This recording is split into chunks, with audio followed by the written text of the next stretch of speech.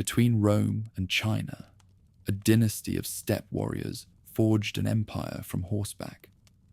When Arsaces raised his banner against Greek rule in 247 BC, none imagined his descendants would rule for 5 centuries. From Carrhae's sands, where Roman legions perished to the silk-laden caravans of Merv, the Parthians mastered the art of survival through adaptation. Their cataphracts thundered across Mesopotamia, while their merchants whispered in a dozen tongues.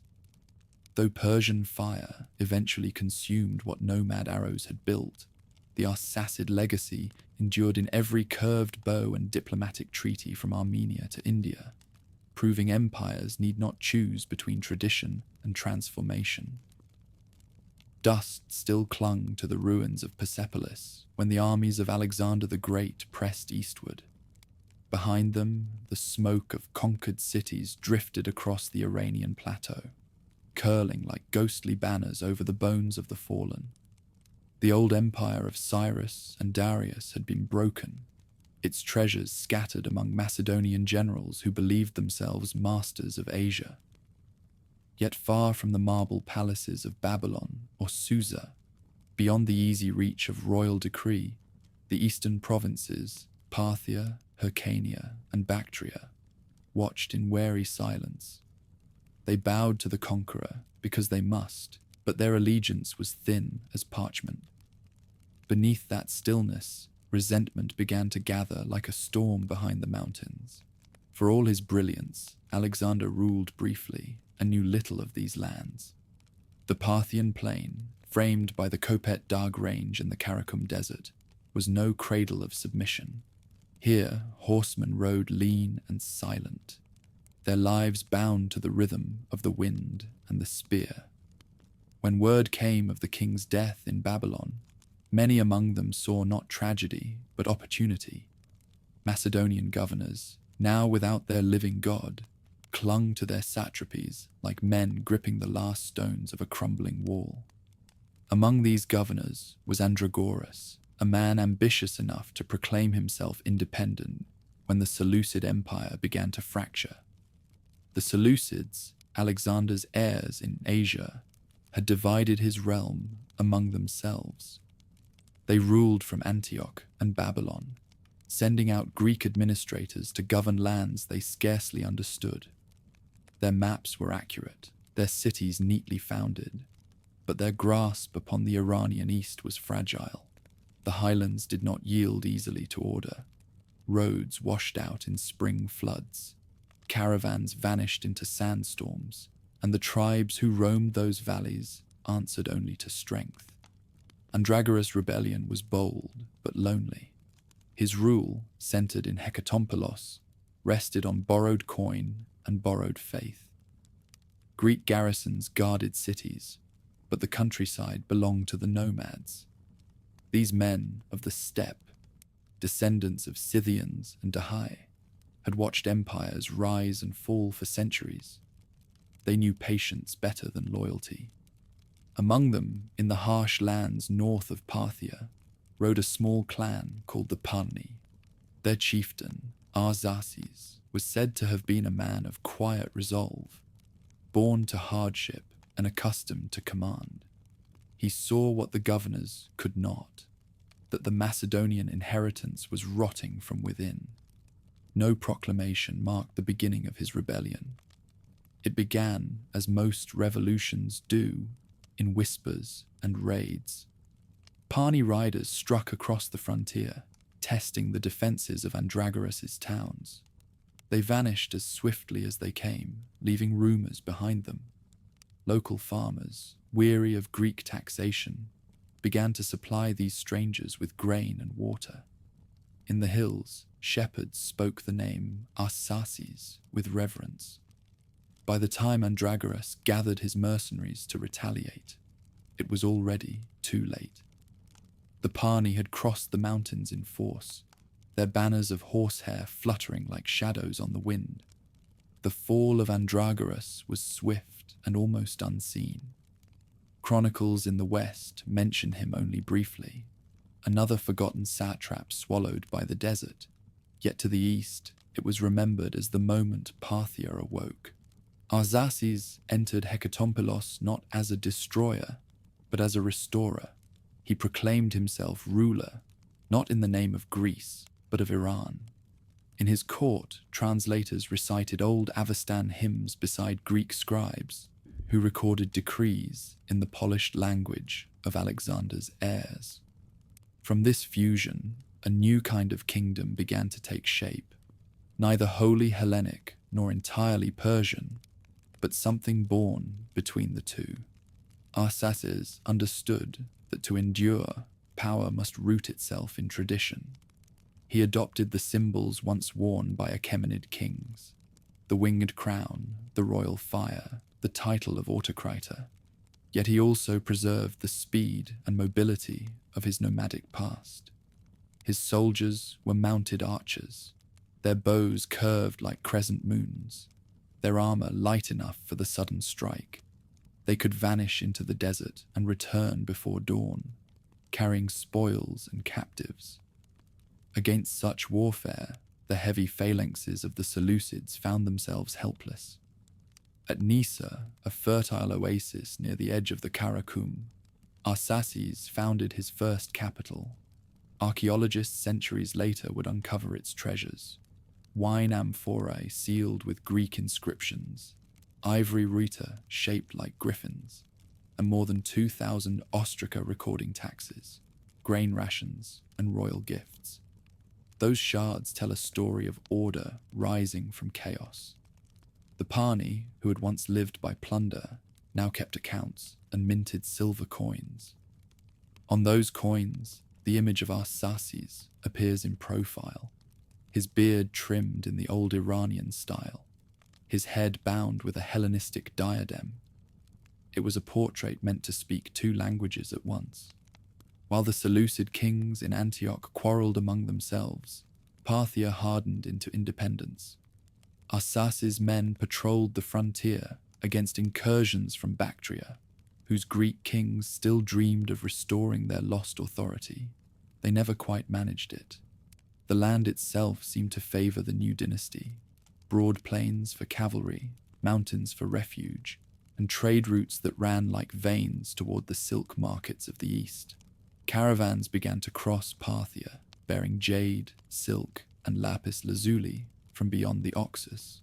Customs houses appeared along the roads, modest at first, then guarded by soldiers in bronze helmets stamped with the royal emblem. What set Arsaces apart from other warlords was his vision of continuity. He did not seek to erase the past, but to inherit it. To the priests of fire temples, he presented himself as defender of the sacred flame. To Greek merchants, he promised protection for their caravans. Even his enemies acknowledged his prudence.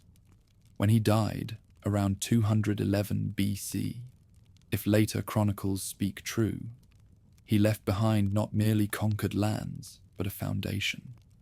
His brother, Tiridates, succeeded him without bloodshed, a rare thing in Eastern monarchies. The Arsacid line, born from rebellion, had become a dynasty. Still, in these first decades, survival was fragile. The Seleucids had not forgotten their lost satrapy. Word reached Parthia that Antiochus the Great was preparing to march east, determined to reclaim what his forefathers had built. But even as that shadow gathered, Arsaces' legacy endured in the hearts of his people. They had seen that empire could be remade not in marble, but in dust, that kings might rise from riders of the steppe as easily as from heirs of Alexander. At dusk, the wind over Nisa carried the scent of dry grass and wine. In the royal courtyard, torches burned beside the old Persian fire altar, their light flickering on walls painted with griffins and lions. Here, among the mingled tongues of Greek and Iranian courtiers, a new chapter of Asia's history had begun. The banners of the Parni would ride farther yet, to Babylon, to Armenia, to the edges of Rome's ambition. But their story began in this moment of rebellion, when one man from the steppe defied the remnants of the conqueror's dream. In the silence after conquest, something ancient had stirred again. Parthia had been a name on a satrap's tablet, a forgotten province on the empire's rim. Now it had a voice, a king, and a destiny shaped by dust, horse, and flame. The age of the Arsacids had begun. At dawn, the hills around Nisa burned gold. The steppe was wide and restless, its horizon flickering with heat and mirage. Riders returned from the north, their horses streaked with foam, their arrows bundled like reeds. They brought news of peace in the valleys, of caravans resuming their course, of harvests unspoiled by war. After decades of turmoil, Parthia was breathing again. Arsaces the first had done what few men before him had dared. He had taken a forgotten satrapy and forged it into a realm that could stand against kings. He ruled as both chieftain and monarch, moving easily between the two worlds that shaped him. In his camp, he still shared bread with warriors beside the fire, speaking in the rough cadence of the steppe. Yet within his palace, he sat beneath painted ceilings that echoed the artistry of Persia's older courts. His strength lay not merely in conquest, but in his understanding of inheritance. He knew that legitimacy in Iran was not seized, it was woven. At Nisa, the desert wind carried the scent of baked clay and fermenting grapes. Builders labored to raise new walls, filling them with murals of winged bulls and rosettes, ancient symbols of protection reborn under a new banner. Greek craftsmen, drawn from captured cities, carved columns in the Corinthian style beside halls where priests tended the sacred fire. The city became a living emblem of fusion, Greek elegance married to Iranian sanctity. When visitors arrived from Bactria or Media, they were offered wine from amphorae sealed with inscriptions in both alphabets. It was diplomacy written in architecture, in ritual, and in coin. The mint at Nisa struck silver drachms bearing the image of the new ruler. His portrait was deliberate, half Greek, half Iranian. The diadem of a Hellenistic king circled his head, yet his beard followed the style of the Achaemenids, the line of Cyrus and Darius. On the reverse stood an archer, seated and poised, echoing both the god Apollo and the Iranian hero Arash. The symbolism was not lost on those who handled the coins. Each one declared that Parthia was no longer a vassal, but a house with its own gods and destiny. Still, Arsaces knew that strength alone would not secure his throne. Around him, the Seleucid world remained vast, stretching from Asia Minor to the Indus. Antiochus the Great was young, ambitious, and determined to recover what had been lost. The eastern satrapies still murmured allegiance to Antioch's court. Even Bactria, governed by its Greek kings beyond the Oxus, eyed Parthia with suspicion. To survive, Arsaces had to balance defiance with prudence. He extended gifts to nearby rulers, sending falcons and horses as tokens of goodwill. Yet when Seleucid envoys demanded tribute, they found themselves received with honor, but dismissed without agreement. He built his power instead through people rather than parchment. Parthian nobles, once mere tribal chieftains, were bound to him through marriage and shared spoils. They brought their herds and warriors under the royal standard, forming a federation of clans loyal to the Arsacid house. Out of this fragile alliance grew the seeds of the later Parthian aristocracy. Decisions were made in council, not by decree alone. The loyalty of the great families would one day become the foundation and the peril of the dynasty. Beyond the palaces and councils, Parthia's rebirth could be measured in smaller things. Farmers returned to their fields along the Atrek River, where irrigation channels carved from the earth sparkled under the sun. Traders from the west began to appear again, their camels burdened with linen, wine, and bronze mirrors. From the east came jade, silk, and strange spices that perfumed the markets of Nisa. Tax records scratched onto pottery fragments, later unearthed by archaeologists, show the precision of this new order. They list shipments of barley, dates, and wine amphorae sent to the royal storehouses. The fragments tell of a kingdom discovering bureaucracy, the quiet machinery of permanence. In his final years, Arsaces turned his attention to the realm's identity. He commissioned scribes to record genealogies linking his house to ancient Persian heroes, tracing his lineage to the royal blood of the Achaemenids. Whether true or imagined, it lent divine weight to his crown. Priests spoke his name in their hymns, blessing him as protector of the sacred flame. The rituals of the old Zoroastrian temples, once endangered under Greek rule, flourished again. Yet Arsaces did not drive out Hellenism. He understood its power to bind his realm to the wider world. Greek remained the language of administration, its script the mark of official decrees. He was a king who ruled through inclusion, not erasure. Even so, his reign was shadowed by vigilance. The Seleucid governors of Media and Hyrcania still probed the borders, sending spies disguised as traders. From the northeast, the Sarka tribes pressed closer each year, restless beyond the Oxus. To meet them, Arsaces relied on speed. His cavalry could move across 200 miles in a week, carrying both bow and lance. Scouts signaled with mirrors by day and fire by night. It was warfare born of the plain itself, swift, elusive, merciless. When Antiochus finally marched east in 209 BC, Parthia's moment of reckoning arrived. Chronicles from the west record a brief submission, a formal acknowledgement of Seleucid overlordship. But behind the formalities, Parthian autonomy remained intact. The conqueror moved on, satisfied with gestures. The Arsacid standard still flew above Nisa. The empire had learned that survival sometimes required the wisdom to bow without kneeling. Years later, the clay archives of Nisa would preserve a strange duality. Documents sealed with Greek-style stamps beside others marked in local script. Wine from Syria shared storage with the produce of Hyrcania. Officials bore both Greek and Iranian names. This coexistence was not confusion. It was a statement. Parthia had become the hinge of civilizations, absorbing each without surrendering itself. When Arsaces died, his burial was conducted in silence and ritual. Chroniclers say his body was laid in a stone chamber beneath Nisa's citadel, surrounded by golden vessels, bows of composite horn, and coins stamped with his image.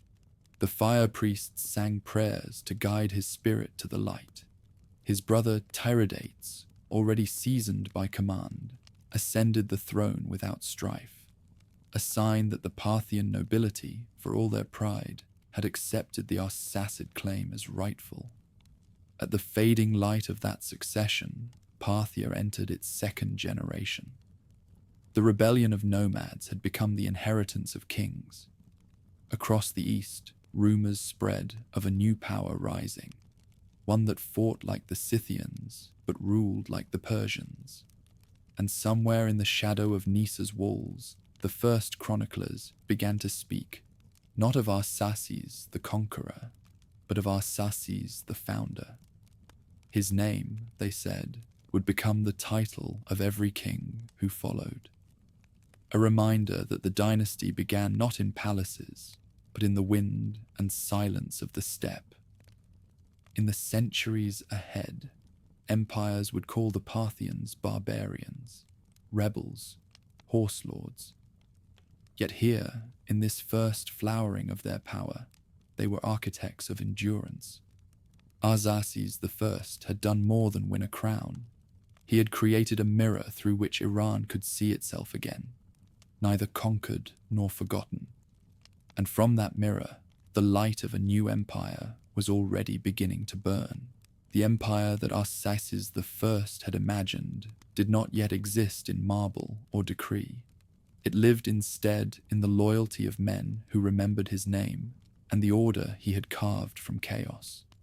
When his brother Tiridates I took the diadem, Parthia remained a delicate balance between triumph and survival.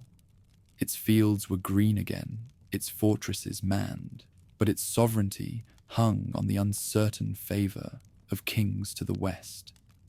Antiochus the Great, master of the Seleucid realm, had not forgotten the lands that once paid him tribute. The march eastward came like a gathering storm. Columns of Macedonian-trained soldiers crossed Media, their bronze shields flashing in the sun. For all the defiance Parthia had shown, its armies could not match the sheer weight of Seleucid numbers. Tiridates understood this. He knew that empires could crush with patience as easily as with swords. So when Antiochus demanded submission, the Parthians opened their gates and offered grain, horses, and guides. There was no shame in bending to survive. For a few years, Parthia was a vassal once more, its kings named in Seleucid records as obedient allies. Tribute flowed westward, though it was often delayed by storms or conveniently lost in the desert. In practice, little changed. Antiochus pressed onward to Bactria, leaving only garrisons behind. The conqueror's shadow passed, and in its fading light, the Arsacid realm drew breath again. The lesson was not forgotten. Sovereignty was a game of endurance, not defiance. Under Tiridates' rule, Parthia refined what Arsaces had begun. Administration deepened, and local governors, once appointed by tribal councils, were now chosen from loyal noble houses. They swore oaths on sacred fire and feasted beneath royal banners embroidered with lions and suns. The blend of nomad freedom and Persian ceremony gave the realm a strange dignity. In the great hall of Nisa, envoys from Hyrcania and Bactria were received in equal measure with merchants from Seleucia. Each brought stories of shifting powers and new opportunities. Coinage became the truest expression of independence. Silver tetradrachms appeared bearing the profile of Tiridates, with the legend Basileus Arsaku, king in the house of Arsaces. Though the title was modest, its meaning was immense. The inscription linked every ruler to the founder's memory, turning lineage into legitimacy. These coins traveled farther than the armies themselves, through caravan markets in Margiana, across the Oxus, even to Syria, where traders recognized the design and the claim it carried. Across the empire's vast frontier, signs of renewal emerged. Artisans fashioned bronze seals depicting winged deities and royal archers. Scribes recorded land grants and taxes on parchment and potsherds, their handwriting blending Greek precision with Iranian flourish. In the workshops of Nisa, clay figurines of gods and musicians began to appear, some in Hellenistic robes, others in the ancient style of the highlands. It was not imitation, but synthesis, a quiet renaissance beneath the shadow of greater powers. The Seleucid presence, meanwhile, began to fade. Antiochus had stretched his realm too far, and his successors lacked his discipline. One by one, their satraps turned self-serving. Soldiers went unpaid. Distant provinces governed themselves in all but name. Parthia, officially subordinate, became independent in all but title.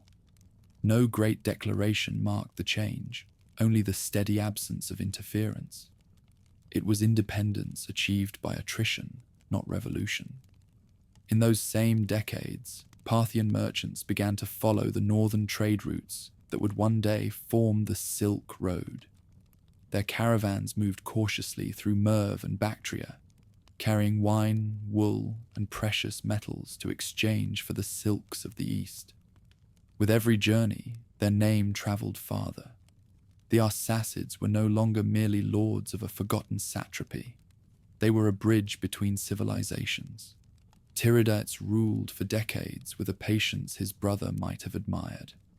Chronicles speak of him as a man less fiery than Arsaces, but more deliberate, a builder rather than a conqueror. He oversaw the expansion of Nisa's fortifications, raised new temples to Mithra and Anahita, and ordered irrigation channels dug deep into the parched earth. Each of these projects tied the nobility to his cause. They financed construction, received royal favor, and saw their estates flourish. Loyalty was not bought with fear, but with prosperity. Yet beyond the borderlands, danger gathered again. To the west, the Seleucid kings fought wars of succession that drained their treasury and shattered their cohesion. To the east, the Greco-Bactrian kingdom under Euthydemus, and later Demetrius, grew powerful and ambitious.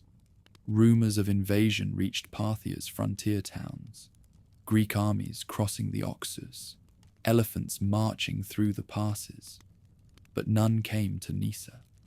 The mountains and deserts that had once isolated Parthia now served as its fortress.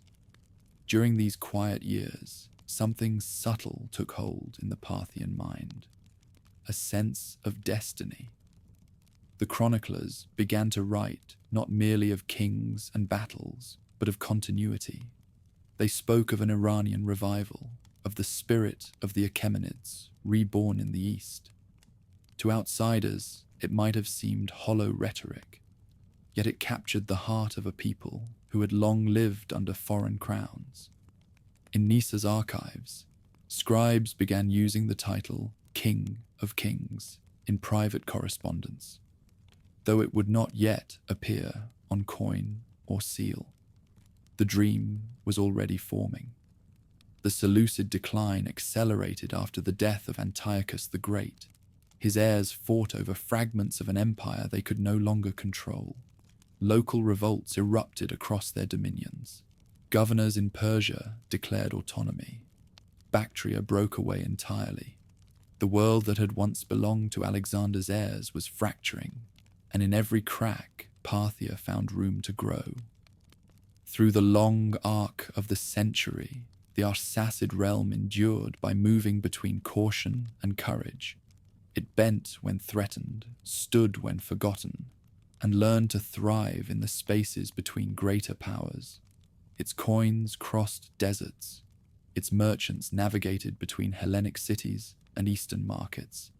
Its nobles intermarried with local dynasties from Media to Hyrcania. Without conquest, Parthia had become indispensable. By the middle of the 2nd century BC, a new generation of princes had come of age, men who had never known submission, who looked westward not with fear but with calculation. Among them was Mithridates, the son of Tiridates, a ruler in waiting whose ambitions would reshape the Iranian world.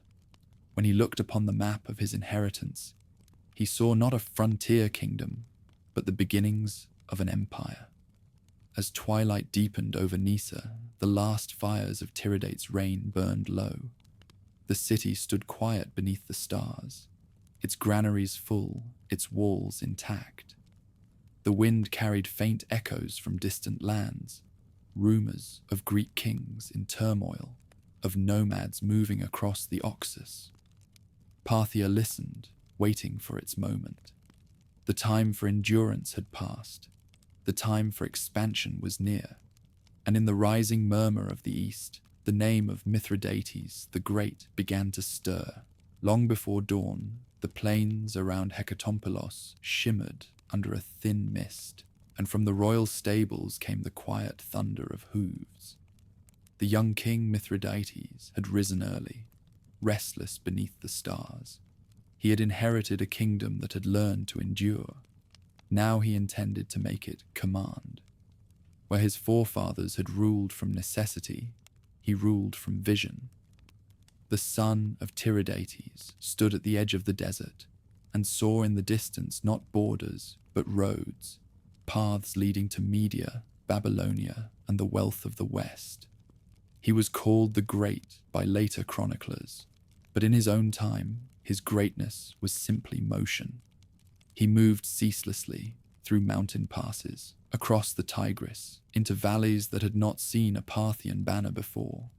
The empire he built did not erupt overnight. It unfolded like the steppe wind, widening, relentless, impossible to cage. From Nisa, he marched first toward Media, the old Persian heartland. Its satraps, weary of Seleucid chaos, opened their gates rather than resist. By sword and negotiation alike, Mithridates drew their allegiance, promising protection where the Greeks had offered only taxes.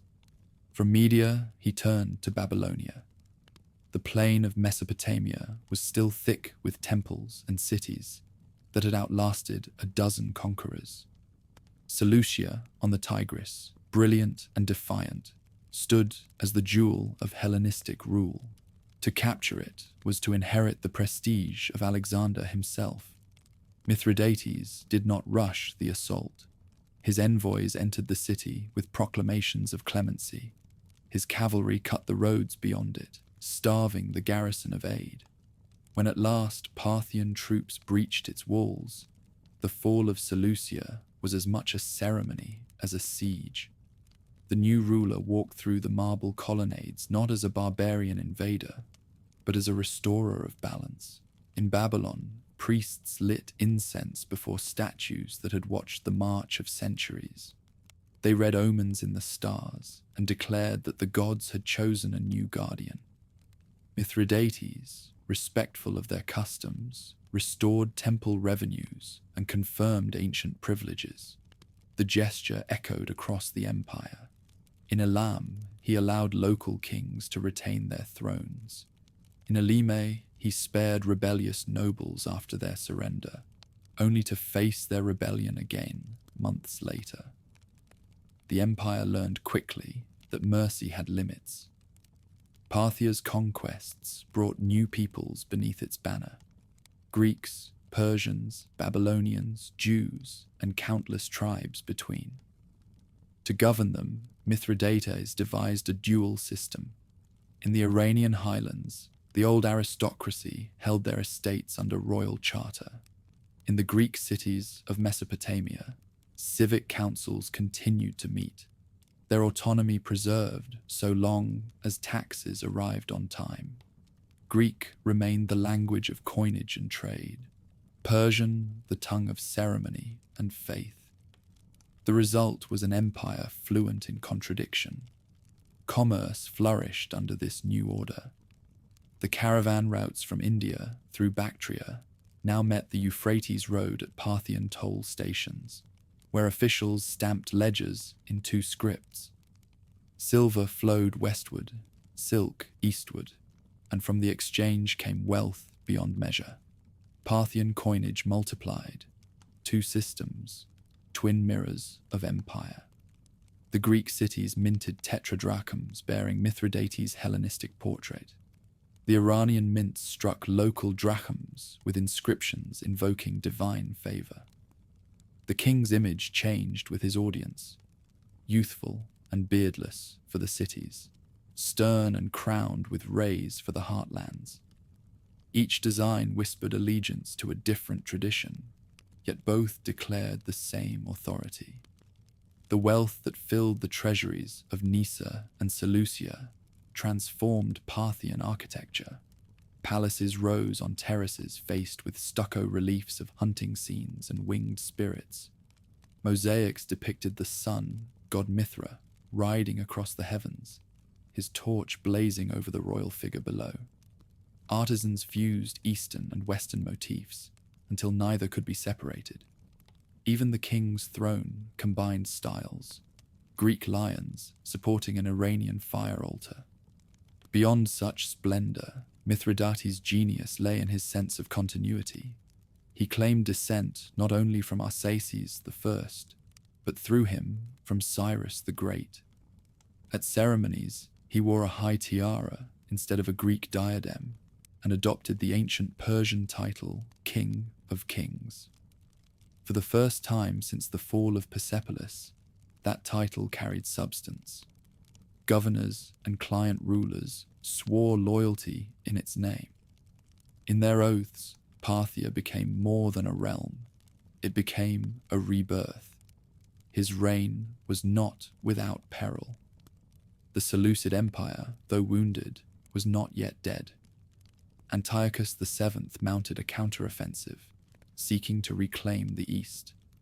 The two powers clashed across Mesopotamia in a campaign of sieges and counter-sieges that tested the endurance of both. For a moment, it seemed the tide might turn against Parthia, but Antiochus's victories were fleeting. His supply lines stretched thin, his soldiers faltered in the desert heat, and the old cohesion of the Greek kingdoms dissolved. When the last Seleucid withdrew westward, he left behind more than empty fortresses. He left the acknowledgement that the East no longer belonged to his kind. In the wake of conquest, Mithridates faced a subtler challenge, governing an empire whose core had doubled overnight. His solution was as pragmatic as it was bold. He established Ctesiphon across the river from Seleucia, a counterbalance to the proud Greek metropolis. There, near the banks of the Tigris, the Parthian court found a home midway between the steppe and the city. Greek architects built its halls, but Iranian priests sanctified its altars. From that dual capital, Parthia would rule for centuries. Religious tolerance became one of his most lasting policies. Jewish communities in Babylon found themselves protected under royal edict, their synagogues untaxed and their judges autonomous. Zoroastrian fire temples flourished beside shrines to Apollo and Artemis. In the empire's mosaic of faiths, no creed was crushed so long as it offered prayers for the king. It was a politics of equilibrium that turned diversity into stability. By the end of Mithridates' reign, Parthia stretched from the borders of India to the banks of the Euphrates. Messengers on swift horses could take weeks to cross its breadth. Fortresses crowned every mountain pass. Royal caravans carried gifts and decrees sealed with emerald and gold. To the Romans, who were just beginning to look eastward, this was a land of legend, an empire risen from the desert, ruled by a people who could vanish on horseback, and yet command cities older than Rome itself. When Mithridates died, the court at Ctesiphon plunged into mourning. Chroniclers say his body was carried to Nysa, laid beside the founder's tomb, and that a flame burned there for 7 days without wind or fuel. Whether true or not, the tale captures what he became, a man who turned endurance into dominion. His passing did not end Parthia's rise. It marked the moment when the kingdom of rebels became an empire of kings. In the silence that followed his burial, the world around him changed. To the west, Rome's legions began their steady crawl through Syria. To the east, nomadic tribes gathered strength along the steppes. Parthia stood between them, immense, glittering, and vulnerable. Yet for now, under the long shadow of Mithridates the Great, it seemed untouchable, a power reborn from dust, and for a moment, master of all the lands the sunrise could reach. The empire Mithridates the Great had carved from dust did not die with him, but its edges trembled. The grandeur of his reign lingered in marble halls, and in the memory of those who had seen his banners rise over Babylon. Yet power that vast never passes peacefully.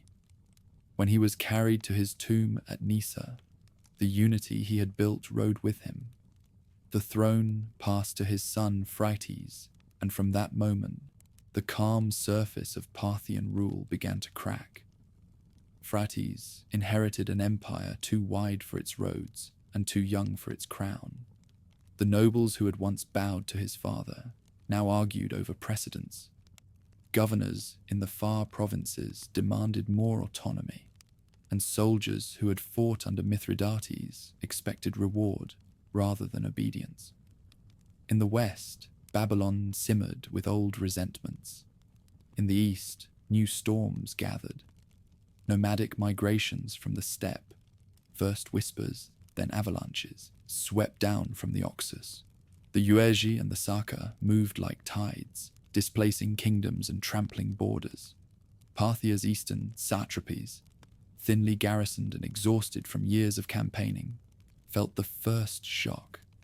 It began with raids. Caravan posts along the Margiana frontier went silent. Then entire towns vanished, their walls blackened by fire. Refugees poured westward with tales of mounted archers swarming from the horizon, shooting even as they fled. The Parthians knew that style of war. It was their own reflection in another guise. Phraates sent his general Artabanus east with orders to contain the invaders. But the fighting blurred into chaos. The enemy was everywhere and nowhere at once, striking and disappearing across the dunes. In Babylon, unrest turned inward. The same scholars who had praised Mithridates now recorded omens of disfavor. The diaries that astronomers kept on clay tablets spoke of eclipses and strange stars, always linked to rebellion and defeat. Those fragments, found centuries later, preserve the rhythm of anxiety. In the month of Tebet, revolt in Seleucia. In the month of Adaru, the army of the king did not return.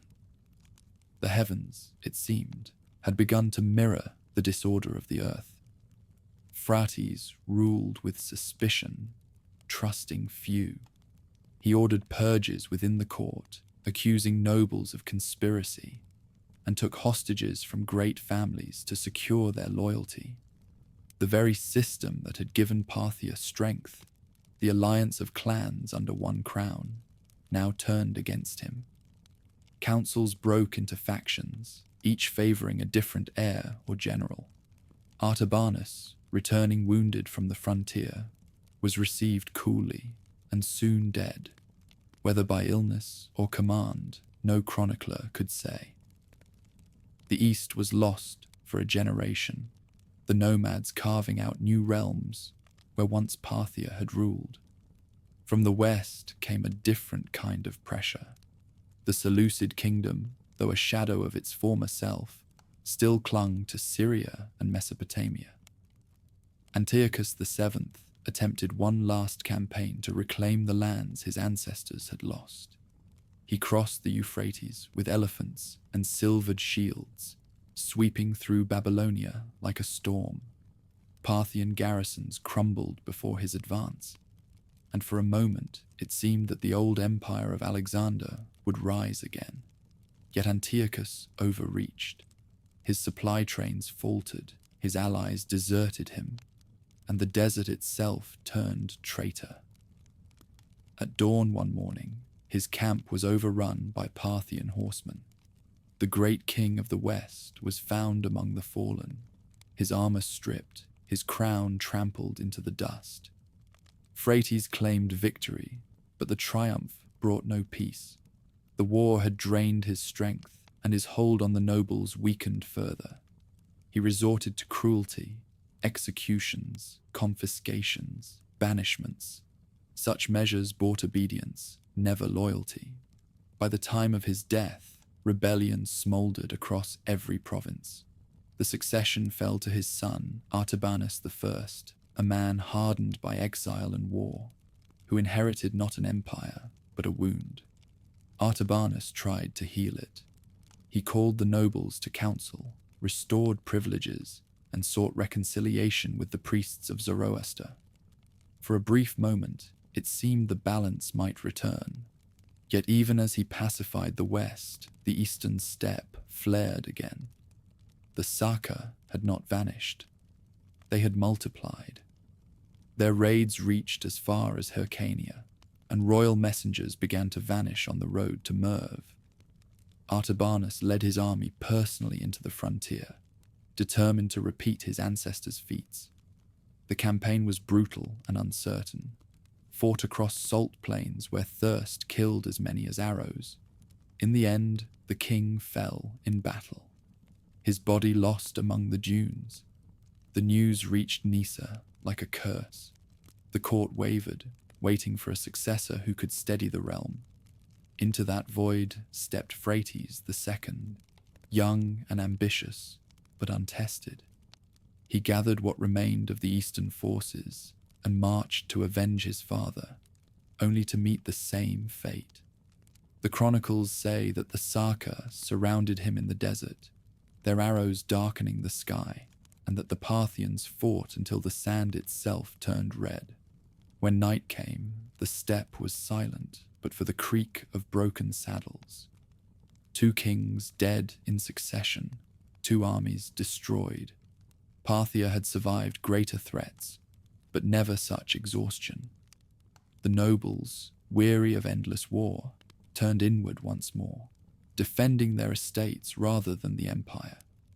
For nearly a generation, the crown passed through hands more ceremonial than sovereign.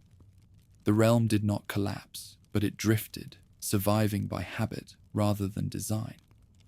Yet decline was not defeat. Even amid ruin, Parthia's institutions endured. The mint at Seleucia still struck silver. The fire temples of Nisa still burned. Merchants resumed their caravans when the roads cleared, and the great families kept their councils. It was as though the empire, though wounded, had learned to outlast its rulers. By the end of the 2nd century BC, the storms began to ease. A new figure rose in the east, Mithridates II, destined to rebuild what had been broken. The chroniclers would later call him the Great, as if greatness were a family inheritance. When he ascended the throne, Parthia was scarred but alive, its spirit unbroken. The rebellions had not destroyed it, they had tempered it. Far from the cities, on the open steppe where the founders had first raised their banners, the wind still carried the sound of hooves and the memory of an older defiance. The empire's heart, though bruised, beat steadily on, waiting for the next hand strong enough to guide it. Those who came of age after the great rebellions inherited a country still marked by grief, but stirring toward new beginnings. Out of that exhaustion stepped Mithridates II, a man shaped by ruin and raised to restore. The chronicles remember him as the Great, the title reclaimed and redefined. He ascended the throne at a time when the empire was fractured, its nobles suspicious, its armies depleted, and its prestige uncertain. Yet he ruled with a calm that concealed relentless purpose. Where others had sought glory in conquest, he began by rebuilding what war had undone. His first years were spent not in battle, but in restoration. Roads torn apart by nomadic incursions were repaired. Governors were recalled and reassigned. He summoned the great families, the Suren, the Karen, the Mihran, and demanded their allegiance under oaths sworn before the sacred fire. Instead of threatening their power, he bound it to his. Each noble house received lands and privileges in exchange for soldiers and silence. Through this delicate balance, Mithridates created what no Parthian before him had achieved: unity through cooperation. In the east, he confronted the lingering threat of the Sarka. The nomads had established their own domains in Bactria and beyond, pressing constantly at Parthia's frontier. Rather than chasing them into the deserts as his predecessors had, Mithridates turned the tide through diplomacy and ferocity alike. He led a campaign that reclaimed the lost provinces of Margiana and Hyrcania, driving the invaders back beyond the Oxus. The victory was costly, but it restored confidence. For the first time in decades, the empire's borders were secure. With stability came ambition. Mithridates looked westward, toward Armenia and the disintegrating Seleucid kingdoms. The Mediterranean powers were stirring again. Rome's legions had reached the shores of Syria. and their governors watched the east with a conqueror's patience. The king understood that Parthia's survival lay in positioning itself between these worlds, not beneath them. Around this time, the first embassies from the Far East arrived at his court. Chinese records later described a distant kingdom called Anxi, rich in horses and metals, whose ruler dressed in embroidered robes and governed through noble clans. The Parthians, ever pragmatic, saw the advantage immediately. Their caravans began to control the roads that linked the Western world to the silk markets of China. From Merv to Hekatompelos, from there to the twin cities of Seleucia and Ctesiphon, trade caravans moved under Parthian escort. At each station, tolls and customs were levied, turning commerce into sovereignty. The Silk Road, still unnamed but already alive, became the empire's lifeline.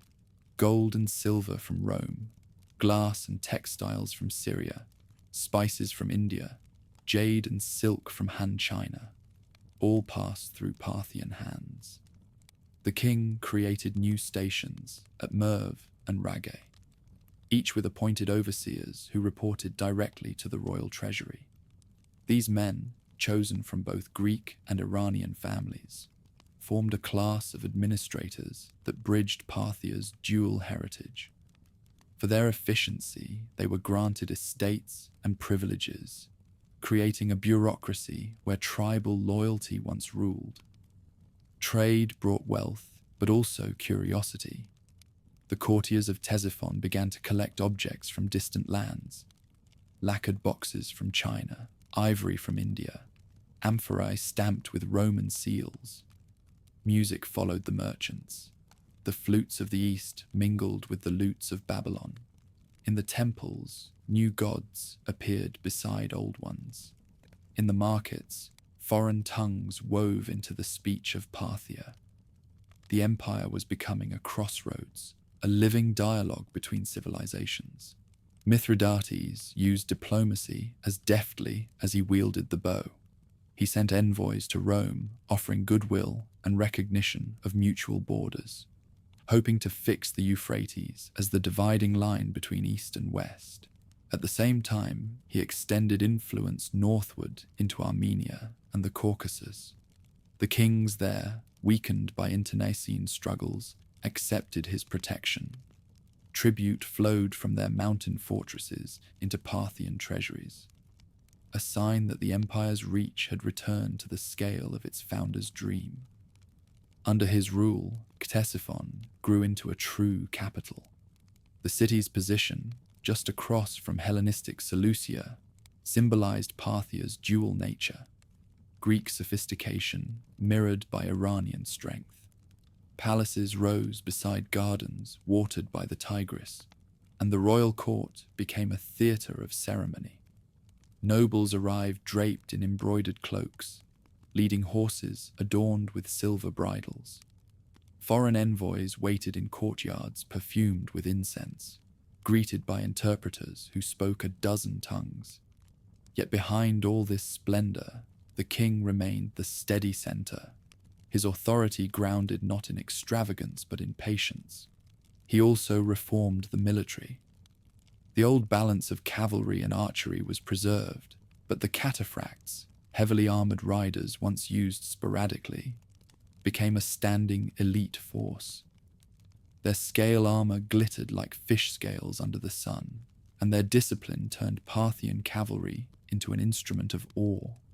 The reforms reached beyond weapons.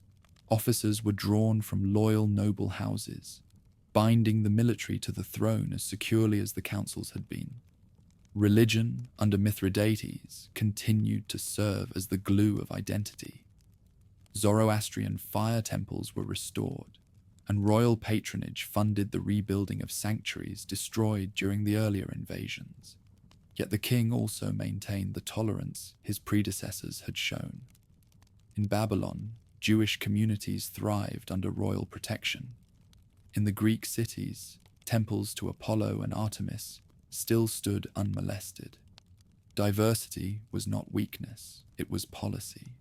The prosperity of these decades transformed Parthia's image across the ancient world. To the west, Roman writers spoke of its gold and the mystery of its horsemen. To the east, Chinese envoys described it as the gateway to lands of marble and sea. Parthian merchants, once viewed as frontier traders, now carried diplomatic authority. They negotiated treaties as readily as they weighed silk. For the first time, the Arsacid court began to shape its own mythology. Bards sang of the founder Arsaces, of the wisdom of Tiridates, and of the conquests of Mithridates the Great. In their verses, Parthia was not merely an empire, it was a lineage, a covenant between land and rider, fire and sky. The nobility encouraged these tales, knowing that story could accomplish what sword alone could not: permanence. Yet even in the midst of abundance, danger flickered. The same nobles who served as pillars of stability also remembered their ancient autonomy. Their estates stretched across provinces, their private armies growing bold. Mithridates managed them through diplomacy and calculated generosity, but he knew that one weak successor could undo all he had built. Still, he trusted time. His empire, now connected by road, coin, and faith, had the resilience his predecessors had lacked. When his reign neared its end, Parthia stood taller than ever before. Its borders reached from the Oxus to the Euphrates. Its merchants commanded the wealth of continents. Its kings conversed with Rome as equals. The dream of Cyrus had found a new heir. On a spring morning, as legend tells, Mithridates rode along the banks of the Tigris, watching barges heavy with silk and wine drift beneath the bridges of Ctesiphon. He had outlived rebellion and defeat, turned isolation into empire, and bridged the farthest worlds known to man. As the river carried its quiet song to the sea, he saw in it the reflection of his kingdom, broad, fluid, enduring. Parthia had become the meeting place of East and West, and for the first time since the fall of Persia, the center of the world had returned to the Iranian plain. Time moved on, yet the brilliance of Mithridates II's reign refused to fade completely. For a while, the empire moved on the momentum of his achievements, its treasuries full, its frontiers quiet, its merchants still threading the Silk Road from Syria to the Oxus. But beneath that polished surface, cracks widened. The king had died without naming a clear heir, and in Parthia, inheritance was never a matter of blood alone. Power was a negotiation among nobles, a bargain struck and broken behind curtained halls. When the council of great families gathered to choose his successor, unity dissolved into rivalry. Brothers, cousins, and claimants from distant branches of the Arsacid line each raised their standards, declaring themselves chosen by fate. Civil war did not come as thunder. It crept like fog, settling first over the cities, then the plains. For years, Parthia was not one empire, but several, each ruled by a man who called himself king. In the west, Phraates III eventually emerged as the most formidable among them. He was shrewd, patient, and ruthless when he needed to be. Yet even as he restored order, he understood that he ruled by consent, not command. The nobles who had fought for him expected reward. Those who had fought against him demanded reconciliation. To keep the peace, Phraates gave both. He granted estates, confirmed ancient privileges, and seated old enemies beside new allies in his council. Outwardly, the empire breathed again, but the scent of division lingered like smoke. The weakening of royal authority transformed Parthia's political fabric. What had been a monarchy, wrapped in ceremony, began to resemble a confederation of warlords. Each noble clan governed its own region, almost as a kingdom. raising troops, collecting taxes, and enforcing local law. The Suren, the Carrhae, the Mihran all grew powerful enough to challenge the throne if provoked. The king's word, once law across 2 continents, now carried as far as his messengers could ride. Complicating matters further was the Parthian custom of lateral succession. Instead of the crown passing neatly from father to son, it could move sideways to a brother, an uncle, or even a cousin, if the nobles judged him worthier. This tanistry, ancient and pragmatic, avoided child kings but invited endless dispute. Every coronation risked becoming a civil war.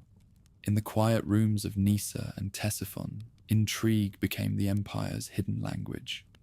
While Parthia fought itself, the world beyond its borders shifted. To the west, Rome had finished conquering the Mediterranean and was now turning its gaze eastward. Pompey's legions entered Syria, claiming the territory once ruled by the Seleucids. Armenia, long a Parthian ally and sometimes a rival, wavered between submission to Rome and allegiance to the Arsacids. The Euphrates, once a distant frontier, became a contested line. Phraates III found himself a mediator between greater powers, between Tigranes of Armenia and Mithridates of Pontus, between Roman ambition and Eastern tradition. He played the game with skill, offering friendship to both sides while committing to neither. Envoys from Rome arrived in his court bearing gifts and promises. The Parthian answered with polite neutrality, keeping his armies close but his intentions closer. The delicate balance could not last. Nobles chafed at the king's caution, accusing him of cowardice. Younger princes urged a more aggressive policy, arguing that the loss of Armenia had broken the empire's prestige. Yet Phraates knew that open war with Rome would be ruin.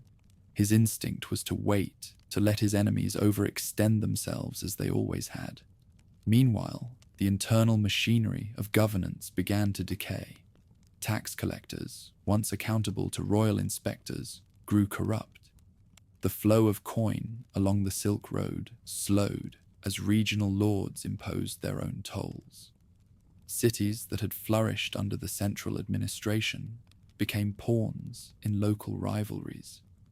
In Babylon, the temples still recorded the names of kings, but the scribes no longer knew which claimant truly ruled them.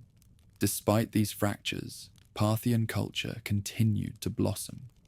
The courts of noble families became centers of patronage, sponsoring poets, philosophers, and artisans. From these estates came a distinct Parthian style: bronze sculptures with almond eyes and square beards, murals depicting hunting scenes where kings and spirits mingled in dust and color.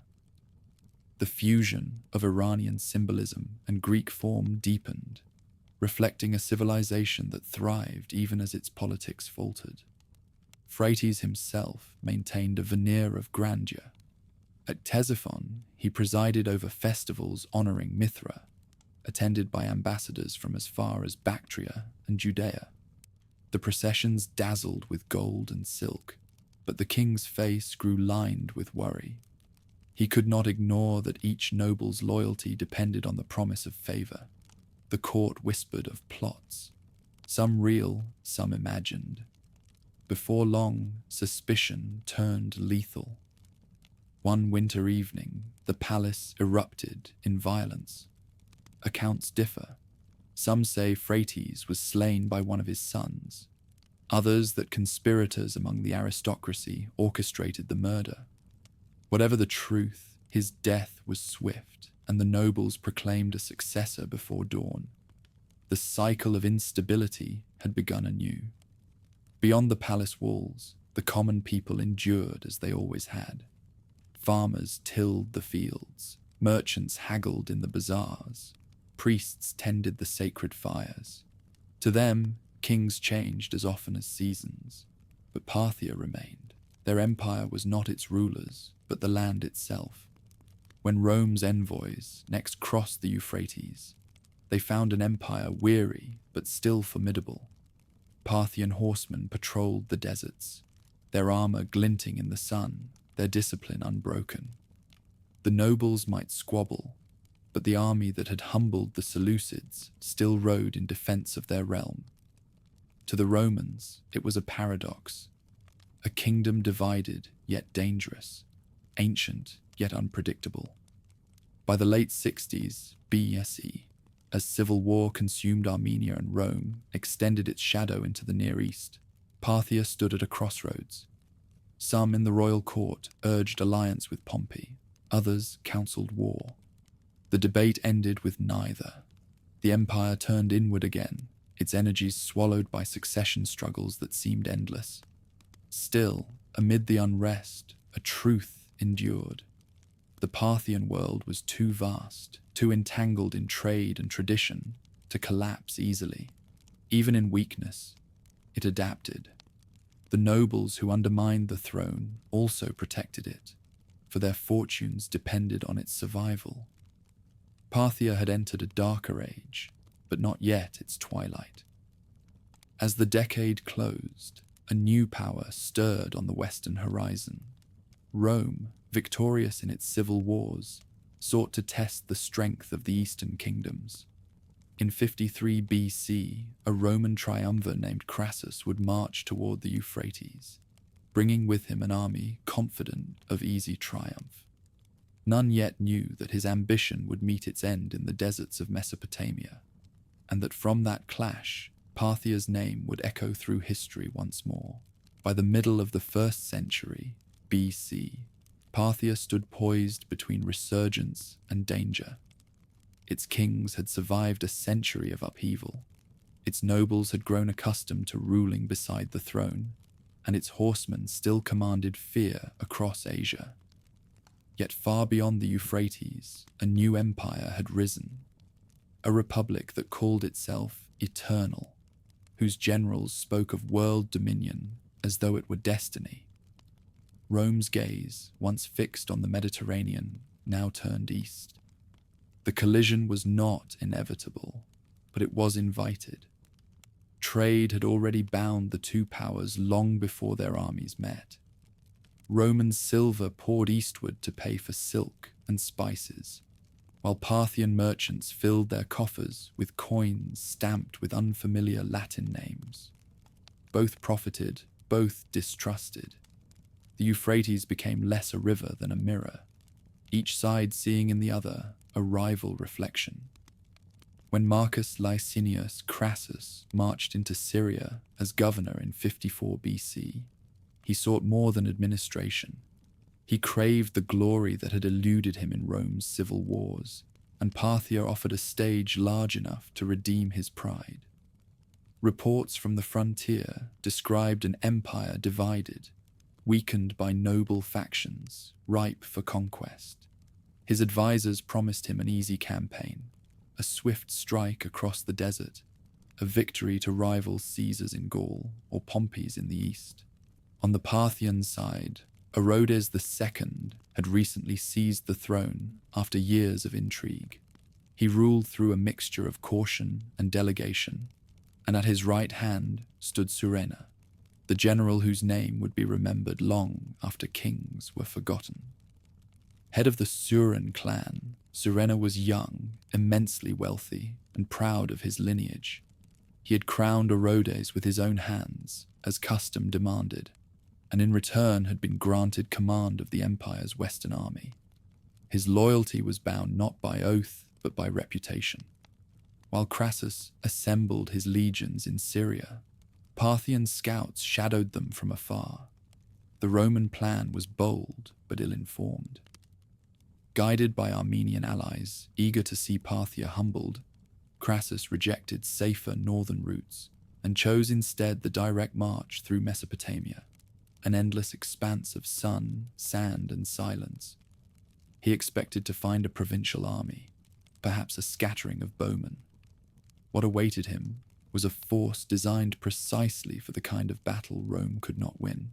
Surena gathered his cavalry at Carrhae, an ancient city crouched among salt plains. His host numbered perhaps 10,000, light horse archers and armored cataphracts, their armor polished to a dull silver. He brought with him 1,000 camels, laden not with provisions but with arrows, ensuring that his riders would never need to halt their fire. Each bow was a masterpiece of composite horn and sinew, capable of piercing armor at impossible range. When the Romans advanced into the open desert, Surena held his troops back, letting heat and distance do their work. Dust rose from the marching columns until the legions moved as shadows behind their own haze. Then came the sound, an unearthly thunder of hooves and drums. Parthian cavalry appeared on the horizon, encircling them in widening rings. Trumpets blared, arrows fell like rain. The Roman formation, a wall of shields and discipline, found itself facing an enemy that would not close for combat. Each charge ended in feigned retreat. Each pursuit drew them deeper into the killing ground. The Parthians shot, a maneuver perfected over generations, turned the retreat into attack. Riders twisted backward in their saddles, releasing volleys while galloping away. The legions, sweating beneath the sun, could neither advance nor withdraw. Hour after hour, the arrows fell. Crassus ordered his cavalry forward. They vanished in moments, consumed by dust and confusion. Camels moved among the Parthians, supplying fresh quivers. When the Romans tried to rest, Surena unleashed his cataphracts. Men encased in iron, horses armored from muzzle to tail, wielding the contos, a lance longer than any Roman pike. They struck like a wave of metal, withdrew, and struck again. By nightfall, the field was a ruin of shields and broken standards. Crassus, desperate to rally his men, sought parley, but deception followed him to the end. Invited to negotiate, he was seized and slain, his head carried east to the court of Orodes. There, as actors performed a Greek tragedy for the king, the severed head was brought in place of a prop, a gesture as cruel as it was theatrical. The defeat at Carrhae shattered more than an army. It humiliated the greatest power of the Mediterranean and gave Parthia a legend.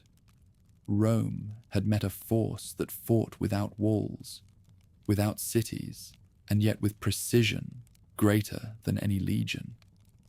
The desert, once dismissed as emptiness, had become a weapon. In the aftermath, Surena's triumph was celebrated in Babylon with all the splendor the East could muster. Prisoners were paraded through the streets. Trophies of Roman standards hung beside the temples. For the Parthians, it was a vindication, a proof that their way of war, born of motion and discipline, could withstand even the mightiest empire of the West. But victory carried its own peril. Orodes, uneasy with his general's fame, soon ordered Surena's death, fearing he might eclipse the throne he had served. Thus the hero of Carrhae vanished as suddenly as he had appeared, leaving behind a memory that outlived his kings. Rome reeled, but did not forget.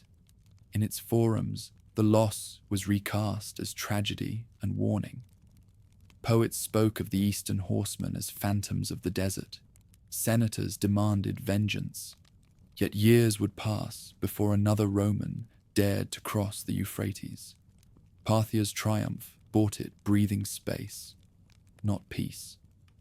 For the empire itself, Carrhae was a revelation. The battle confirmed that Parthia's strength lay not in numbers or fortresses, but in adaptability. Its cavalry had turned the openness of its land into strategy, its mobility into art. From that day onward, the shadow of Surena's tactics would ride beside every army that challenged the east. As the sun set over the blood-soaked plain, carrion birds wheeled above the wreckage of legions, and the wind buried shields beneath sand. The field of Carrhae became a legend, a reminder that even the mightiest empire could falter where arrogance met endurance.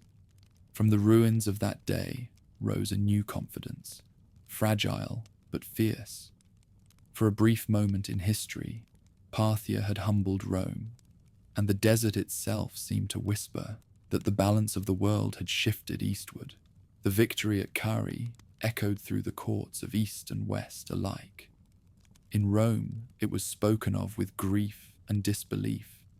In Parthia, with pride that shaded into peril. Success had elevated Orodes II, but it had also unsettled the fragile balance that held his kingdom together. Triumph in the desert did not guarantee peace at home. Behind the celebration, ambition began to stir among generals, princes, and satraps who had tasted what glory against Rome could bring. Orodes ruled with a calculating calm, yet even he could not command loyalty without suspicion. The nobles, restless after Surena's execution, whispered of his ingratitude. His son Pacorus, young and charismatic, quickly became the focus of their admiration. The prince had ridden in his father's campaigns and carried himself with the same confidence that had made the old heroes legendary. Crowds in Seleucia cheered him openly. Bards sang his name beside those of Arsaces and Mithridates. A dynasty built on conquest was now threatened by its own success. Beyond the palace walls, Rome's chaos spilled eastward. The Republic had fractured into civil war, Pompey against Caesar, senators against generals, brothers against brothers. Each faction sought allies wherever they could be found. Envoys from Syria arrived in Ctesiphon bearing gifts, promising recognition if Parthia would intervene. Orodes listened but waited. He knew that Rome destroyed its friends as easily as its enemies. For now, neutrality seemed safer than favor. That caution would not last. In 42 BC, after Caesar's murder, the assassins Brutus and Cassius fled east, rallying the remnants of their armies. They appealed to Parthia for support, offering gold and friendship in exchange for soldiers. Orodes agreed to lend them cavalry and archers, thinking to weaken Rome without risking his own heartlands. For a brief moment, Parthian banners rode beside Roman standards on the plains of Asia Minor, a strange alliance born of mutual necessity. But fortune favored Antony and Octavian.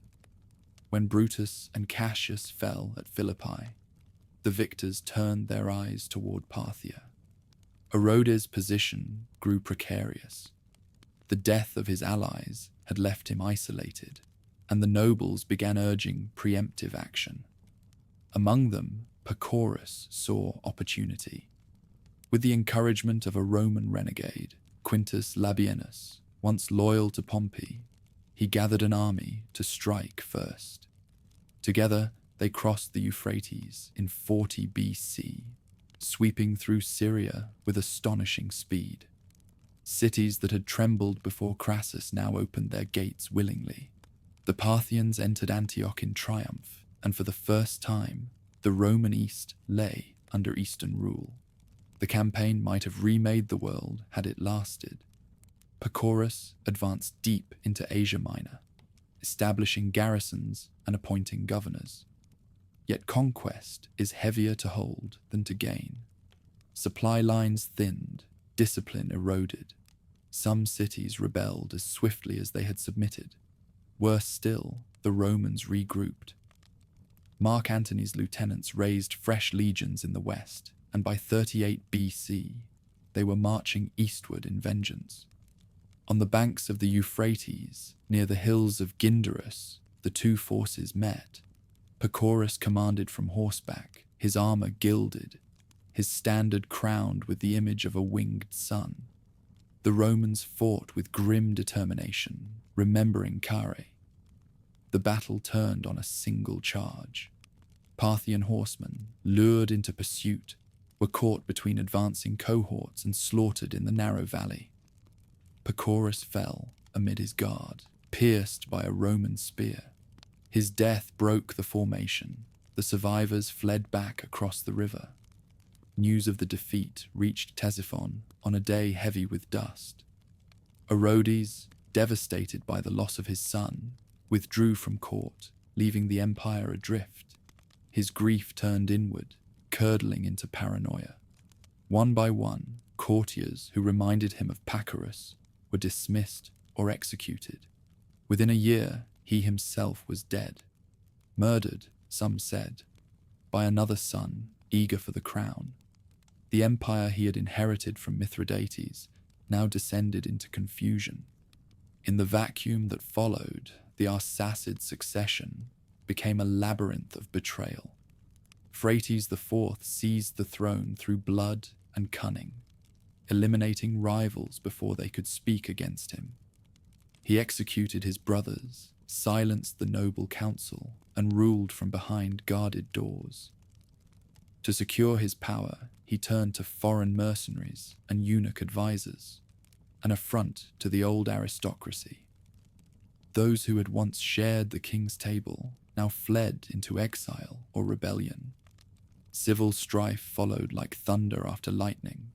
From Babylon to Hyrcania, pretenders rose proclaiming themselves rightful heirs.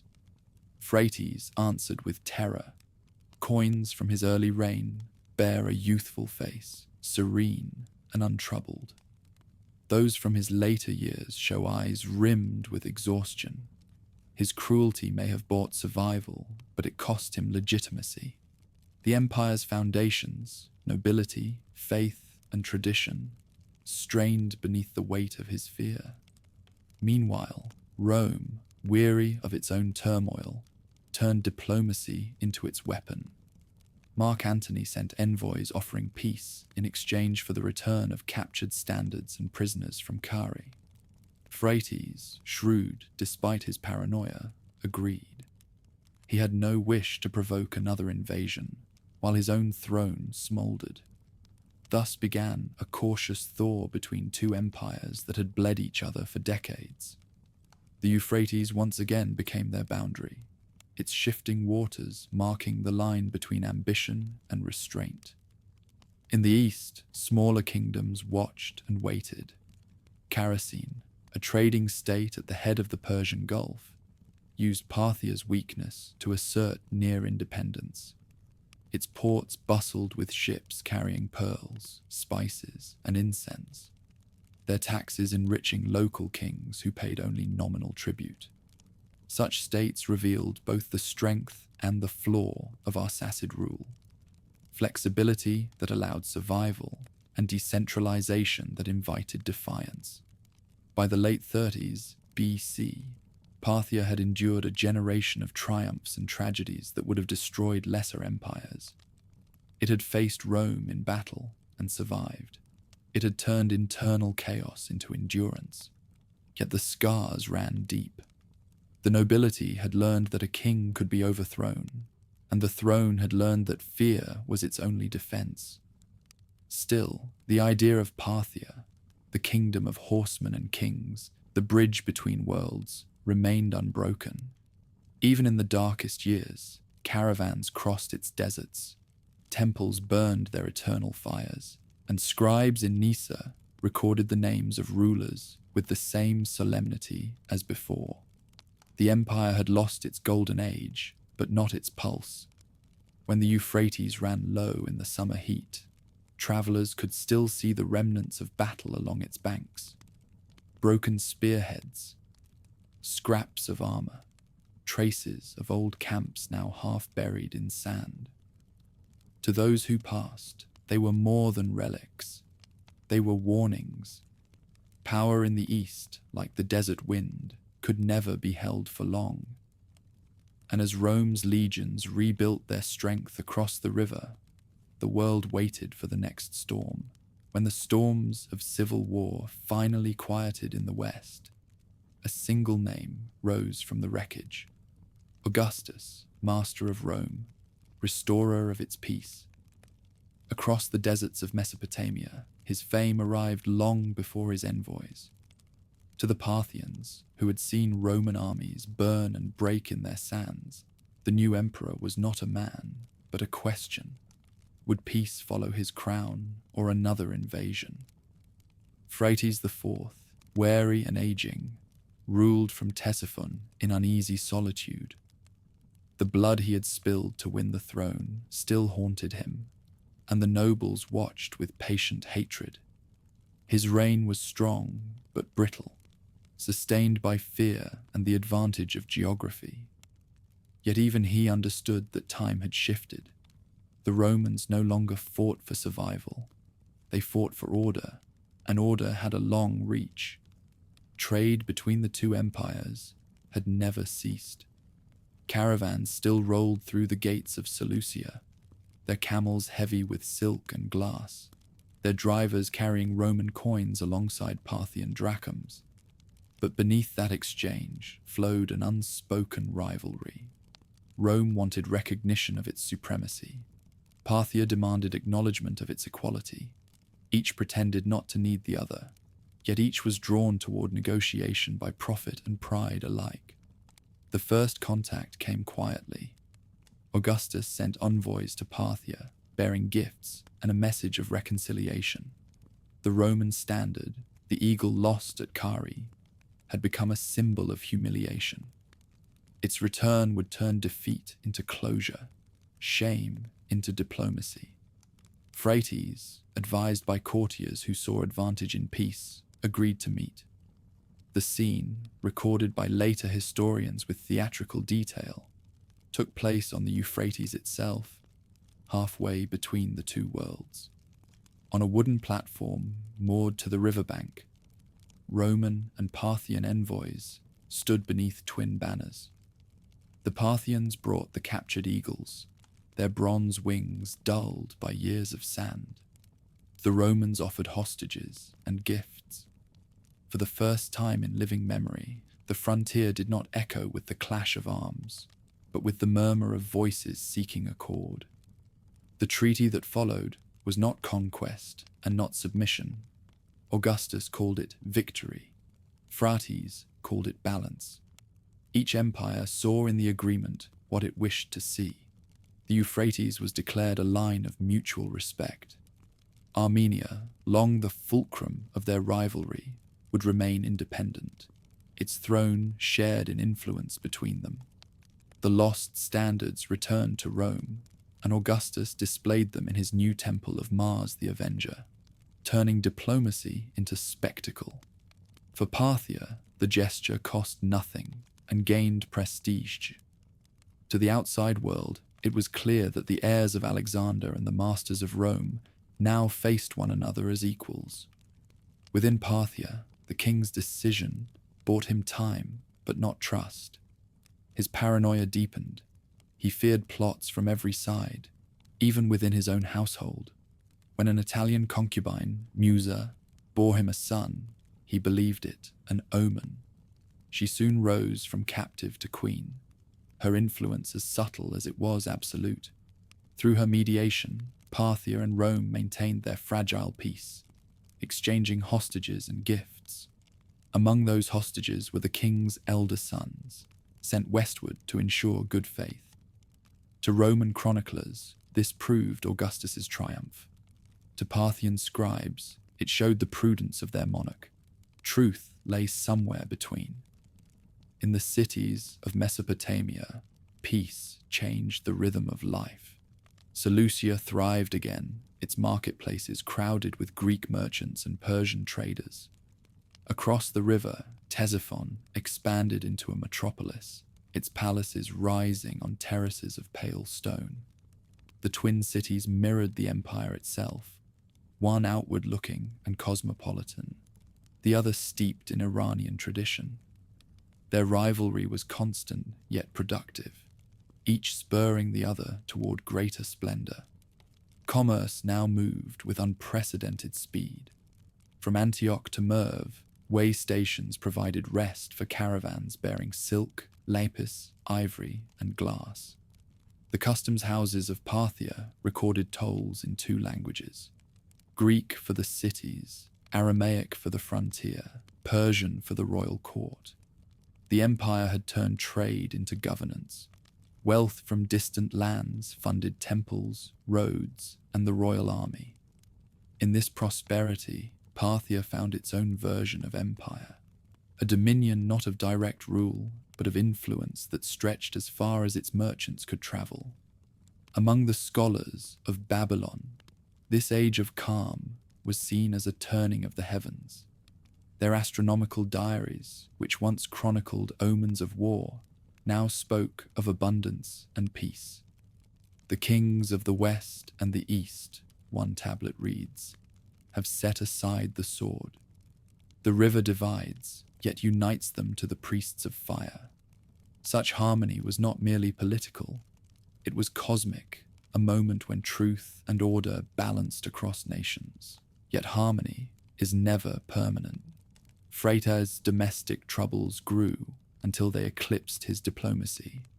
Musa, once his companion in peace, became the architect of his downfall. Desiring the throne for her son, she persuaded the king to send his older heirs to Rome as guests, a decision that stripped him of protection. Soon after, Phraates was poisoned, his death quiet and efficient.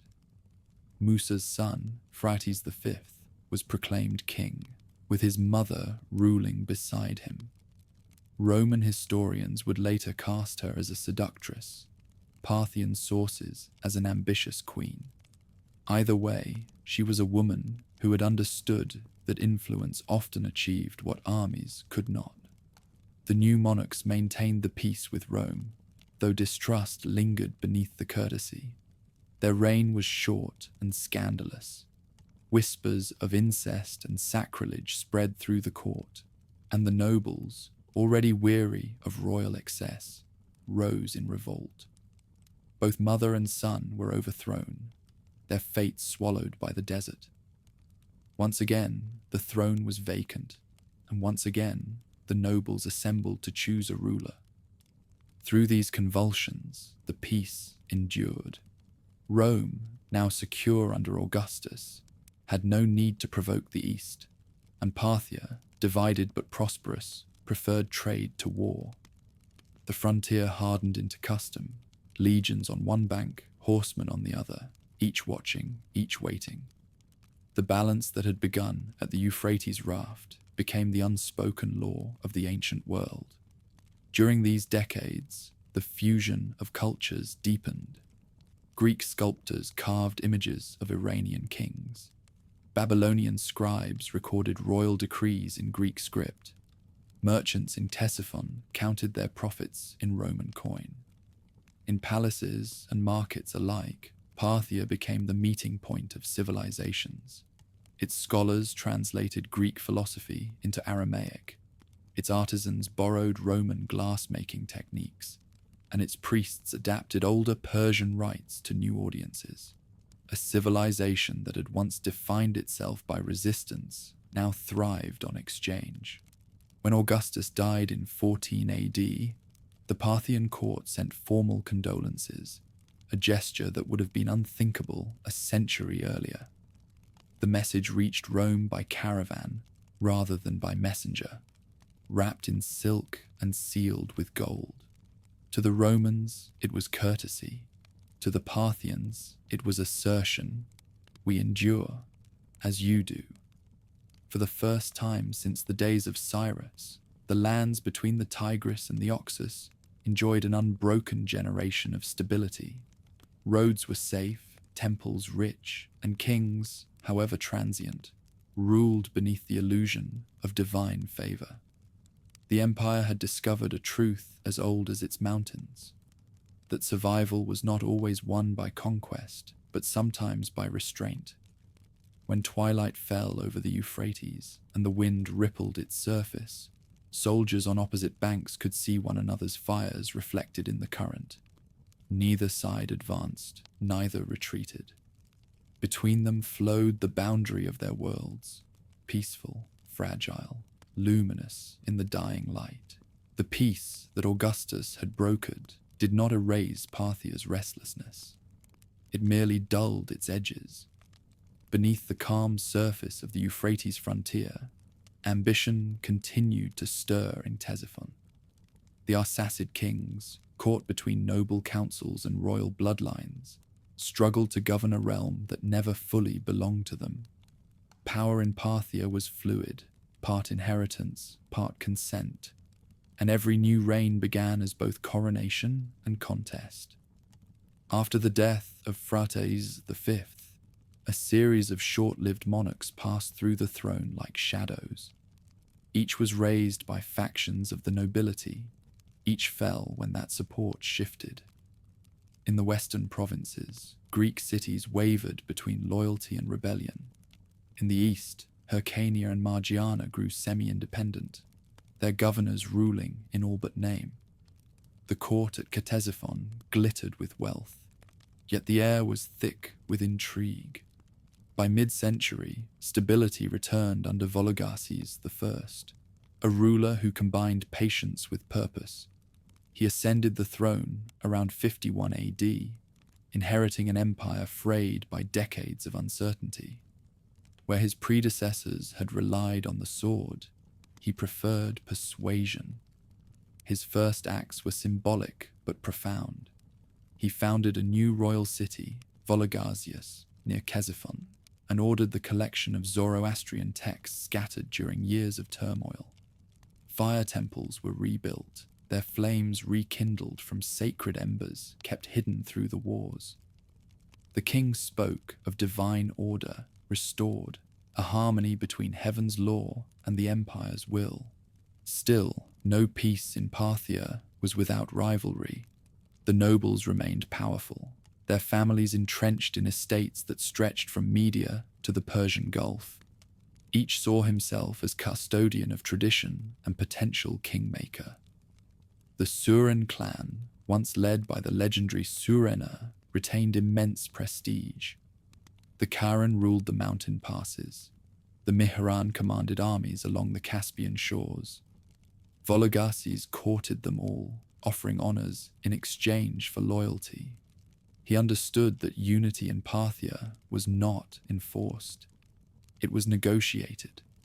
To the west, the Romans, under Emperor Nero, were once again watching the borderlands. Armenia, that perpetual hinge between empires, had become the stage of a renewed contest. When Vologases placed his brother Tiridates on the Armenian throne, Rome saw it as provocation. Nero dispatched the general Corbulo to reclaim influence, and for 6 years, the mountains of Armenia burned. The Parthians excelled in open plains, but found little advantage among peaks and snow. Cities changed hands, armies starved, and both sides bled without victory. In 63 AD, exhaustion forced diplomacy where strategy had failed. The Treaty of Rhandaea ended the stalemate. Tiridates would remain king of Armenia, but travel to Rome to receive his crown from Nero himself. The ceremony was theatre as much as politics, an Armenian monarch kneeling before a Roman emperor to receive a diadem he already wore. Yet for Parthia, it was triumph disguised as concession. Tiridates ruled Armenia thereafter as a loyal brother of Vologases, and the peace secured the empire's western frontier for a generation. At home, Vologases cultivated an image of renewal. He issued coinage inscribed in both Greek and Aramaic, a declaration that the empire's cultures could coexist. Scholars gathered at his court to record the Avesta, preserving the scriptures of the old Persian faith. The revival was not purely religious, it was political. By aligning himself with the sacred fire, the king bound his authority to something older than dynasties. Even those who doubted his power could not question his piety. Still, beneath the surface, old rivalries persisted. Hyrcania, long unruly, resisted the central government. Its satraps defied royal tax collectors and raised their own armies. In the Far East, the vassal kings of Margiana tested the limits of autonomy. Vologases' forces marched and countermarched through the borderlands, never quite crushing rebellion, never quite losing control.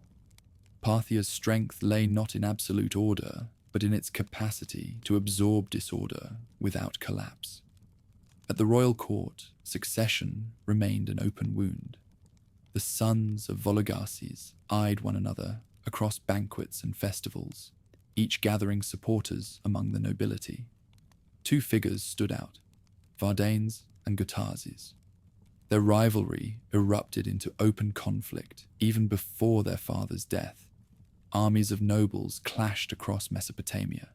Cities changed allegiance overnight, and the road from Nisa to Babylon was lined with burned estates. Chroniclers describe years when the crown passed from one brother to the other as easily as a torch.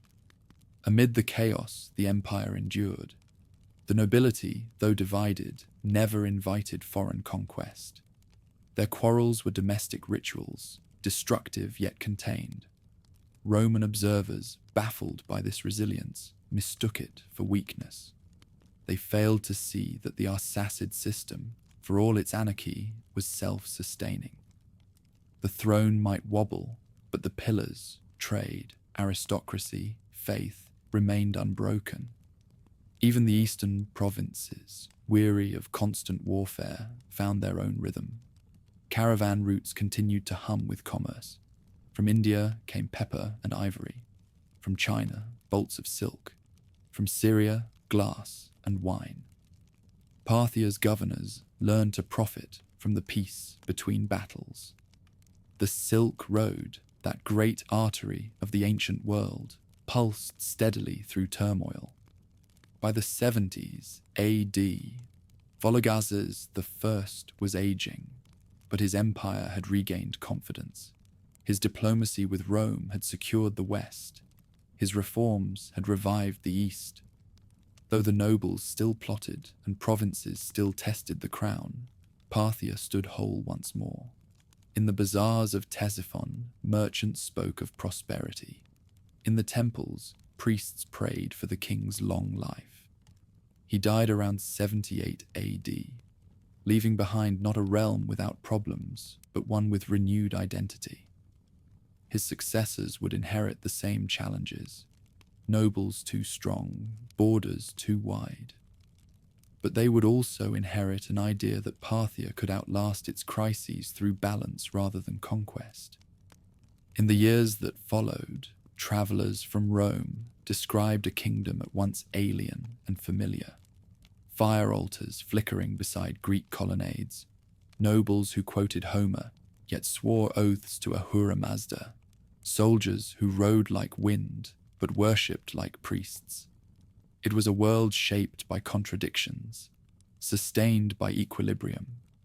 And as night fell over the twin cities of the Tigris, the fires of Ctesiphon and Seleucia glowed like twin stars reflected on the river, two halves of one restless empire, bound together by faith, trade, and the enduring will to survive. When Vologases I was laid to rest, Parthia stood at the height of its recovery, rich, vast, and self-assured. Yet history rarely allows long peace on the borders of great empires. Beyond the Euphrates, a new generation of Roman emperors viewed the East not as a distant neighbor, but as a prize. The balance Augustus had crafted, the diplomacy of Vologases, began to tremble. The frontier that once divided equals would soon divide conquerors and defenders.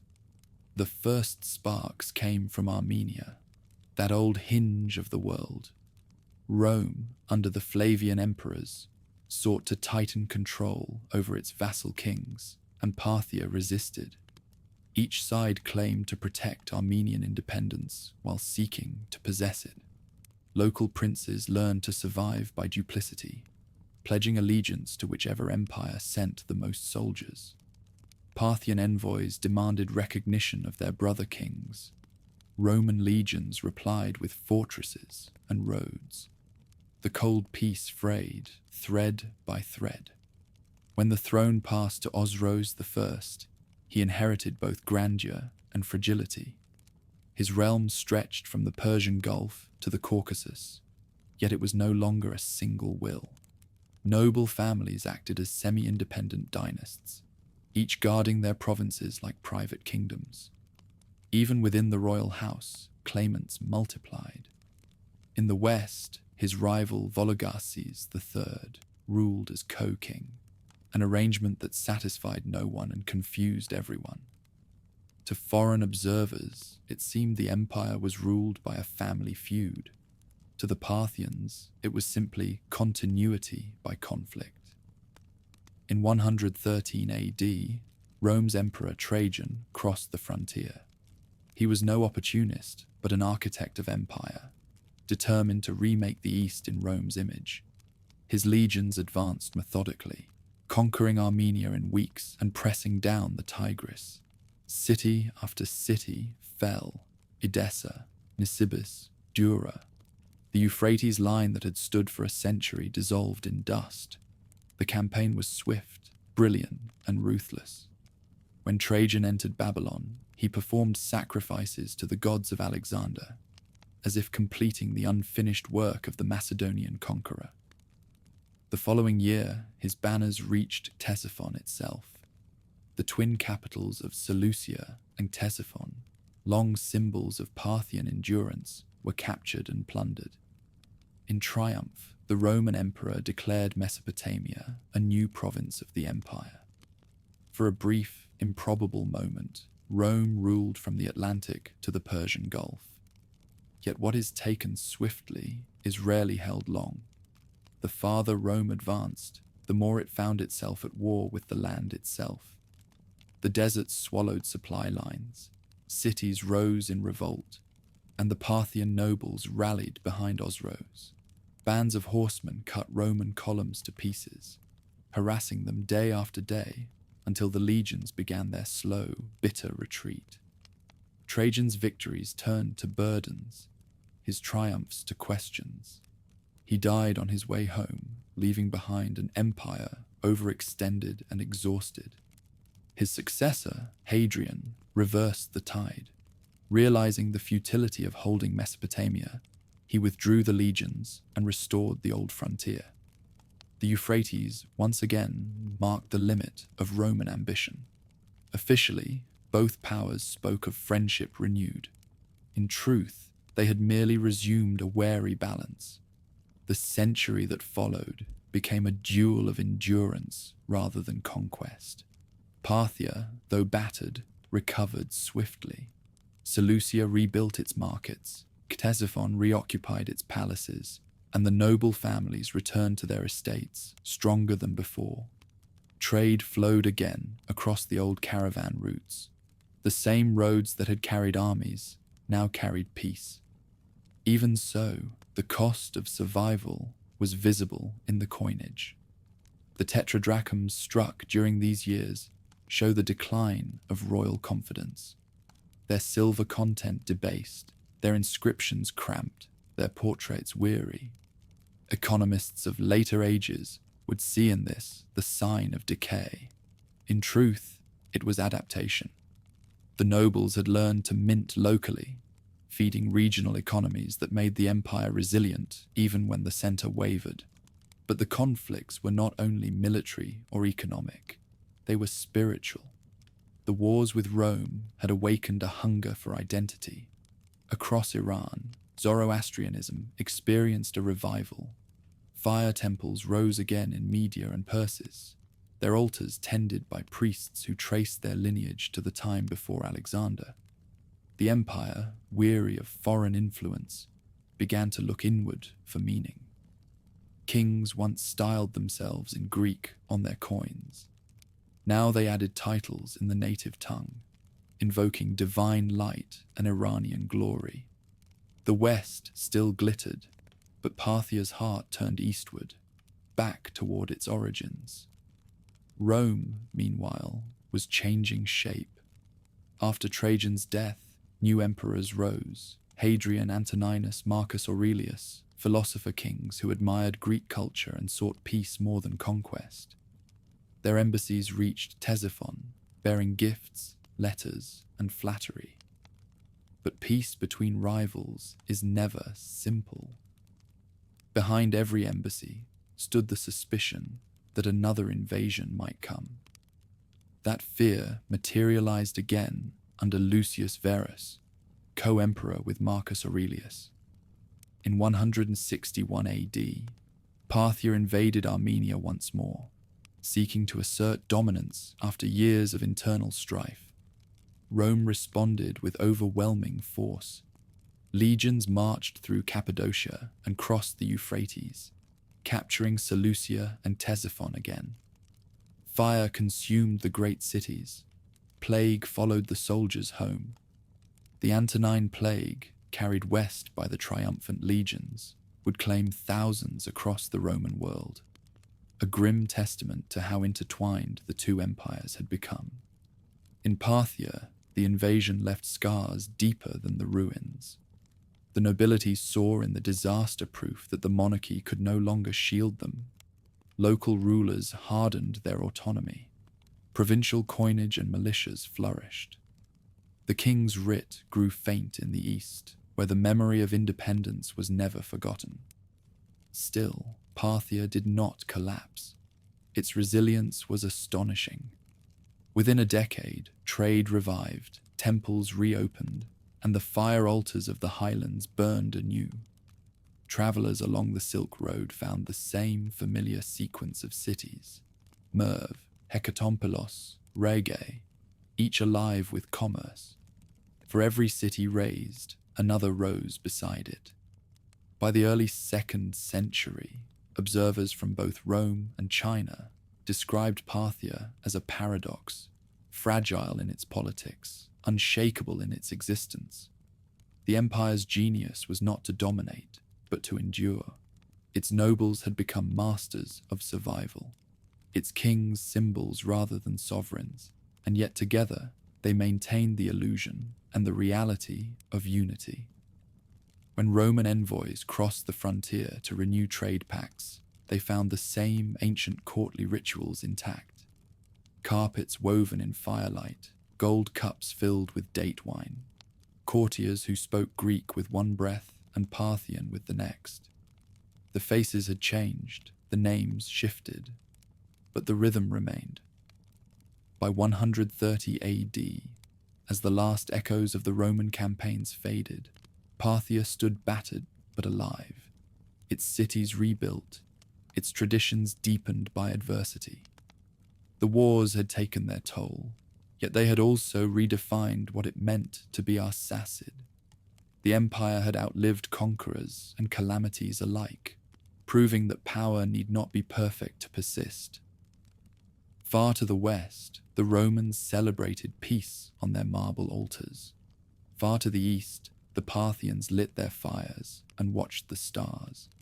Between them stretched the same river, the same desert, and the same unending tension, a fragile balance that neither side could live without. The victories of recovery faded quickly. By the middle of the 2nd century AD, the Arsacid Empire was no longer the tireless machine of horse and bow that had once defied the world. The grandeur of Mithridates the Great and Vologases the First survived in legend and architecture, not in governance. Beneath the sunlit courts of Ctesiphon, the crown had become an ornament, and behind the polished rituals of kingship, power shifted silently into other hands. The great noble houses, the Suren, the Carrhae, the Mihran, had transformed from supporters of the throne into its rivals. Each controlled vast estates, private armies, and hereditary satrapies that stretched across the Iranian plateau. Their fortresses dotted the mountains like small kingdoms, their banners flying beside the royal standard, but loyal only to themselves. The king's orders were obeyed when convenient, ignored when costly. Parthia had become less a realm than a confederation of aristocracies, held together by habit and the memory of older triumphs. At court, the struggle for dominance played out through ceremony. The throne still gleamed with gold, and the fire altars still blazed in its shadow. But behind the smoke, politics had turned predatory. Councils of nobles debated succession as if casting lots. Coins minted in different provinces bore competing royal names: Vologases, Pacorus, Artabanus, each a claimant to legitimacy. In the west, one branch of the Arsacid family ruled from Ctesiphon. In the east, another reigned from Ecbatana, claiming the same titles. Even Parthia's chroniclers, ever loyal to continuity, began to lose count of their kings. Yet outwardly, life in the empire flourished. Caravans moved unimpeded along the Silk Road, carrying luxuries between Rome, India, and China. The flow of trade that once stitched the empire together had become its true foundation. Merchants built temples and endowed cities where kings could not. Carrhae, at the head of the Persian Gulf, grew rich on maritime commerce, its ports thrumming with ships bound for Arabia and the Indus. Elymais, nestled in the Zagros Mountains, minted its own coins and maintained its own courts while still acknowledging Arsacid suzerainty. In their autonomy lay Parthia's paradox, weakness disguised as stability. When the Romans under Septimius Severus marched east in 195 AD, they faced not a united state, but a mosaic of powers. The emperor, eager for glory, advanced swiftly through Mesopotamia, taking advantage of local divisions. Babylon offered little resistance. Seleucia opened its gates in despair. Severus entered Ctesiphon with theatrical triumph, seizing its treasures and claiming the submission of the Parthian king. For a moment, it seemed as though Rome had finally broken the empire that had defied it for centuries. Yet when his legions withdrew, the desert reclaimed the roads, the nobles reclaimed the cities, and the illusion of conquest vanished like dust in the wind. Hatra alone defied him. The city stood as a marvel and a mystery, its high walls carved with faces of gods both Eastern and Greek, its temples adorned with reliefs of archers and lions. Twice Severus besieged it, and twice it held, its defenders raining arrows from the towers until the Roman machines fell silent. The survival of Hatra became legend, a symbol of Parthian resilience amid decay. Cultural life in these years was strangely vigorous. From Dura Europos on the Euphrates came archives of contracts, tax records, and marriage deeds, evidence of an administrative system that still functioned with precision despite political chaos. The city's murals show Parthian soldiers in their distinct armor, standing before gods painted in vibrant colors, Iranian fire symbols beside Hellenistic nymphs, Mesopotamian winged spirits sharing walls with Roman patterns. The empire's boundaries had blurred, yet its creativity had not. In the highlands, the art of Nisa continued to evolve. Sculptors carved figures with rigid frontality and deep-set eyes, a style that would echo centuries later in Persian and Central Asian art. At Takte Soleiman, fire temples rose again, their sanctuaries crowned with domes of mud brick and copper. Here, Zoroastrianism reasserted itself as the moral axis of empire. The priests spoke not of kings, but of cosmic struggle, light against darkness, order against chaos, a reflection, perhaps, of the realm itself. The nobles adopted the symbols of faith as armor for their ambitions. Each patronized fire temples, sponsored festivals, and claimed divine favor for his lineage. Religion, once a unifying force, became another field of rivalry. In the cities, Hellenized elites resisted this turn toward orthodoxy, clinging to Greek theater and sculpture. In the countryside, the priests denounced such foreign indulgence as corruption. The empire's soul, like its politics, was divided, and yet, for all its fractures, Parthia endured. Its roads remained safe, Its language, the Parthian script written in bold, looping letters, spread through contracts and poetry alike. Its art blended the worlds it had inherited, the realism of Greece, the mysticism of Iran, the monumentality of Mesopotamia. Travelers from far lands saw decline. Those within saw continuity. The Arsacids had learned to survive not by dominance, but by diffusion. Still, rumors of a new power began to drift northward from Persis. In the shadowed valleys around Istakhur, a local dynasty was gathering strength. Their ruler, Pabag, claimed descent from the ancient kings of Persia and spoke openly of restoring the glory of the Achaemenids. His son, Ardashir, was said to be bold, disciplined, and possessed of an ambition sharper than any sword. To the weary nobles of Parthia, such men seemed distant curiosities. To the priests, they whispered promise. By 180 AD, the Arsacid world was weary but unbroken. The Surans still led armies, the merchants still prospered, the temples still burned. Yet the harmony between them, kings, nobles, faith, had grown brittle. Each pillar stood tall, but none leaned toward the other. The empire had become an echo chamber of its own legends, great enough to remember but too divided to act. At sunset, the twin capitals along the Tigris shimmered beneath the gold light of the dying day. Barges drifted on the river, their sails glowing like embers.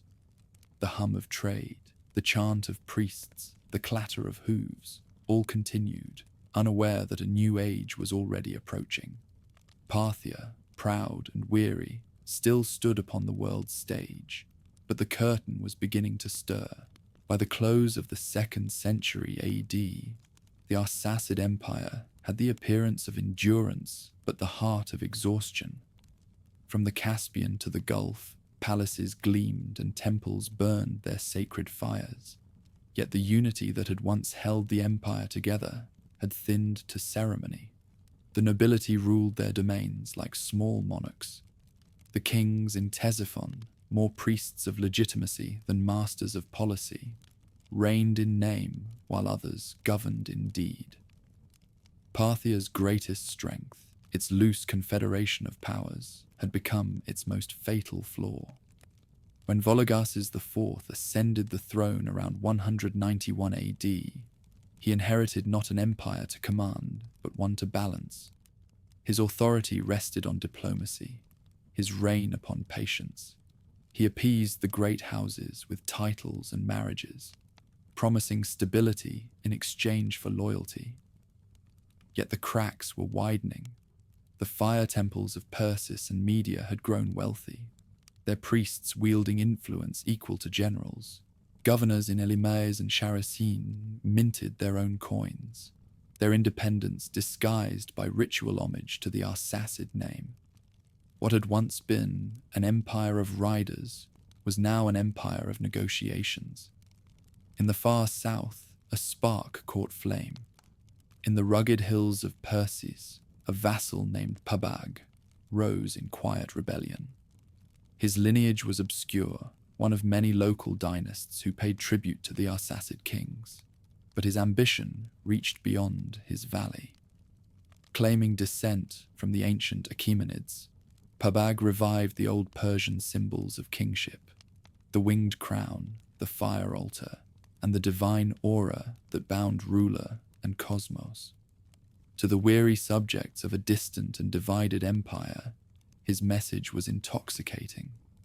His son Ardashir inherited more than the dream. He inherited the discipline to make it real.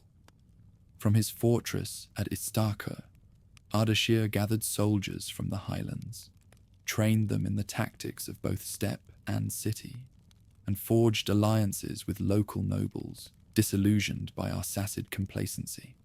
His armies moved with the precision of a craftsman's hand, measured, deliberate, and unstoppable. In Ctesiphon, the court dismissed these reports as provincial disturbances. The king, now Artabanus IV, had grown accustomed to quelling rebellions with words rather than weapons. Yet Ardashir was not another restless satrap. Within a decade, his forces had conquered Fars, Elimes, and much of Persis. Temple inscriptions from Tangi Sarvak record his victories in carved reliefs, riders galloping beneath the flames of victory, nobles bowing before the new lord of the south. For the first time in centuries, an Iranian ruler spoke not of survival, but of destiny. When Ardashir proclaimed himself King of Kings in 220 AD, the world began to tilt. The title had long belonged to the Arsacids, yet few had truly deserved it. Now, carved upon cliffs and echoed in temples, it declared a new power rising from the ruins of the old. His messengers carried edicts across the plateau, demanding recognition. Some governors submitted readily, others fled. Artabanus gathered his armies too late.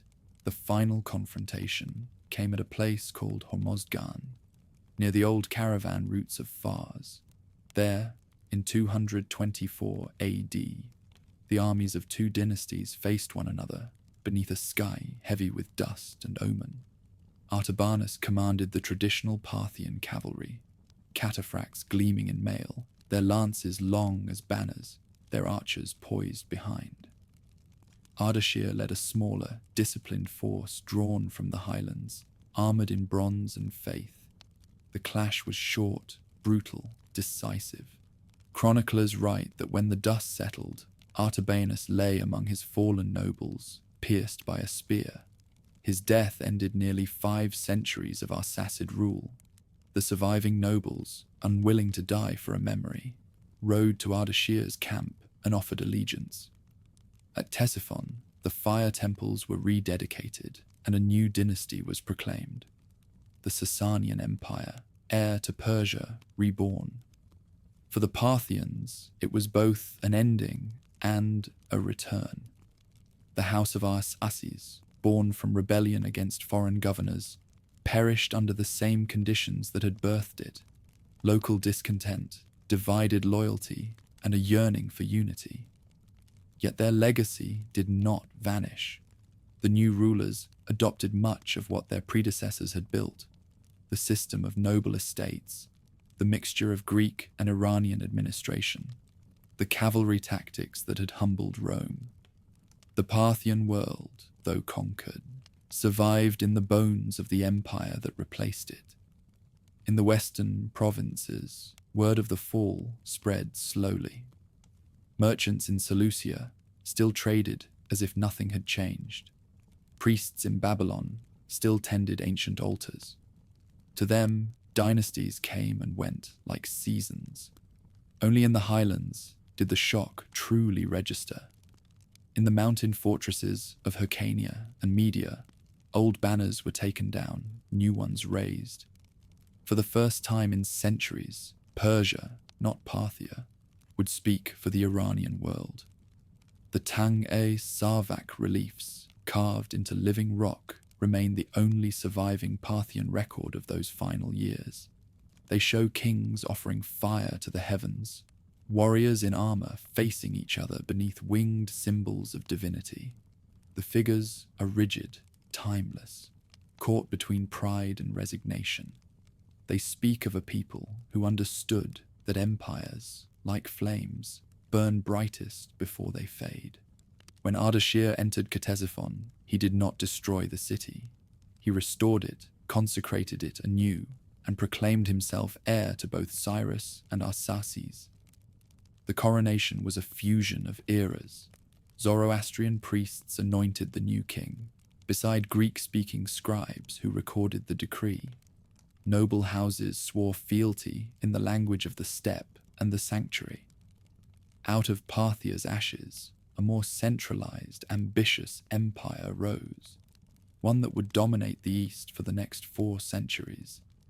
The Arsacid line lingered only in the north, where its branches ruled Armenia and the Caucasus for generations to come. Yet even there, their titles, King of Kings, Son of Arsaces, became ceremonial echoes of a vanished glory. As the 3rd century dawned, travelers along the Euphrates found the same roads, the same markets, the same stars, but the world beneath them had changed. The age of the horse archers had yielded to the age of kings robed in fire. The Parthians had not fallen in disgrace. They had been absorbed into a story larger than their own. At dusk, when the winds swept through the ruins of Nisa, it was said the sound of hooves could still be heard, the ghosts of riders who had once ruled from the deserts to the sea. Their empire was gone, but its rhythm remained in the dust, in the curve of the bow, in the memory of freedom that no conquest could quite erase. The death of Artabanus IV ended the rule of the Arsacids, but not the life of Parthia. Empires rarely die cleanly. Their bones become the foundations of what follows. When Ardashir rode through the gates of Ctesiphon in triumph, he proclaimed the dawn of a new Persian era. Yet his banners fluttered over a world the Parthians had made. Its roads, its cities, its customs, and its habits of power, all born from the 5 centuries that had come before. The Sasanian kings who followed him would call themselves heirs of Cyrus, restorers of ancient Persia, but they ruled in the Parthian image more than they cared to admit. The very title, King of Kings, which Ardashir revived as a symbol of rebirth, had never vanished. It had lived through the Arsacid age, inscribed on coins and whispered in councils. The satrapal system, the network of noble families bound to the crown by privilege and rivalry, remained intact. The court at Ctesiphon, rebuilt under new rulers, was filled with the same clans that had once served the Arsacids, the Surin, the Carrhae, the Mihran. The dynasty had changed, the architecture of authority had not. Even the Sasanian army bore the stamp of its predecessors. The cataphracts, perfected by Parthian generals, remained the spine of imperial warfare. Their scale armor, their long lances, their terrifying discipline, these became the model for every heavy cavalry from the Danube to the Indus. Centuries later, the Byzantines and Persians would still meet each other on battlefields shaped by Arsacid invention. Horse archers wheeling around armored lancers, tactics born from the steppe but refined in Parthia's plains. Yet the Parthians' legacy was not only martial, their genius lay in adaptation. They had taken the ruins of Alexander's empire and forged a realm that married Greek administration with Iranian tradition. They had ruled from twin capitals, Seleucia and Ctesiphon, one facing west, the other east. They had spoken in many tongues and governed through compromise rather than compulsion. Theirs was an empire that survived not by purity but by balance. That same balance would define Persian and Central Asian civilization for centuries. The coexistence of East and West, desert and city, nomad and priest. In art and language, their influence endured even longer. The Parthian script, written in flowing lines and angled strokes, became the ancestor of later Middle Persian writing. The frontal, solemn style of Parthian sculpture, figures standing rigid and timeless, reappeared in the reliefs of the Sasanian kings. Even the imagery of power remained unchanged. The ruler framed by fire, the divine hand descending from the heavens, the gesture of benediction mirrored from one dynasty to the next. Beyond Iran, Arsacid blood flowed through other thrones. In Armenia, a branch of the family continued to rule for centuries, blending Hellenistic culture with Iranian ritual. Their court at Artaxata carried forward the Parthian model of noble councils and hereditary estates. In the Caucasus, smaller Arsacid offshoots ruled Albania and Iberia, their names preserved in chronicles long after Parthia itself was a memory. In these mountain kingdoms, the Arsacid name outlived the empire's frontiers. For the Romans, the memory of Parthia was both humiliation and fascination. The eagles lost at Carrhae, the endless duels along the Euphrates, the uneasy peace of Augustus, all became chapters in a story of rivalry that would continue under the Sasanians. Yet the Romans also borrowed from their old enemy, the organization of mounted units, the diplomacy of Eastern courts, even the imagery of divine kingship. The boundaries drawn in the sands of Mesopotamia remained the line where two worlds touched and learned from each other. Historians of later ages often dismissed the Arsacids as interlopers, as a bridge between two greater empires, the Achaemenid and the Sasanian. But bridges are not lesser things. They hold weight. The Parthians preserved Iranian identity through centuries of Hellenistic dominance, keeping alive the idea that Persia could be both Eastern and cosmopolitan, loyal to its gods yet open to the world. They proved that conquest could be absorbed, that empire could coexist with diversity. Their monuments were not as grand as Persepolis, nor their chronicles as polished as Rome's annals, yet their achievement was quieter and deeper. They kept the center of the world alive. When the Sasanian banners rose, they did so over a land still humming with Parthian roads, Parthian cities, Parthian spirit.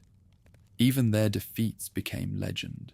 The fall at Hormozgan was remembered not as collapse, but as transformation. In the carvings of Fars, Ardashir's victory scenes echo older Parthian reliefs. The same riders, the same altars, the same flames. Conquest in Iran was never erasure, it was inheritance. Centuries later, travelers from the west who followed the old Silk Road would find traces of Parthia everywhere, in the domed sanctuaries of Yazd, in the stone carvings of Armenia, in the curved bows of steppe horsemen. Their story did not end. It diffused, mingling with every civilization that passed through the lands they had once ruled. The empire that began with a nomad's rebellion ended as a memory woven into the fabric of half the known world.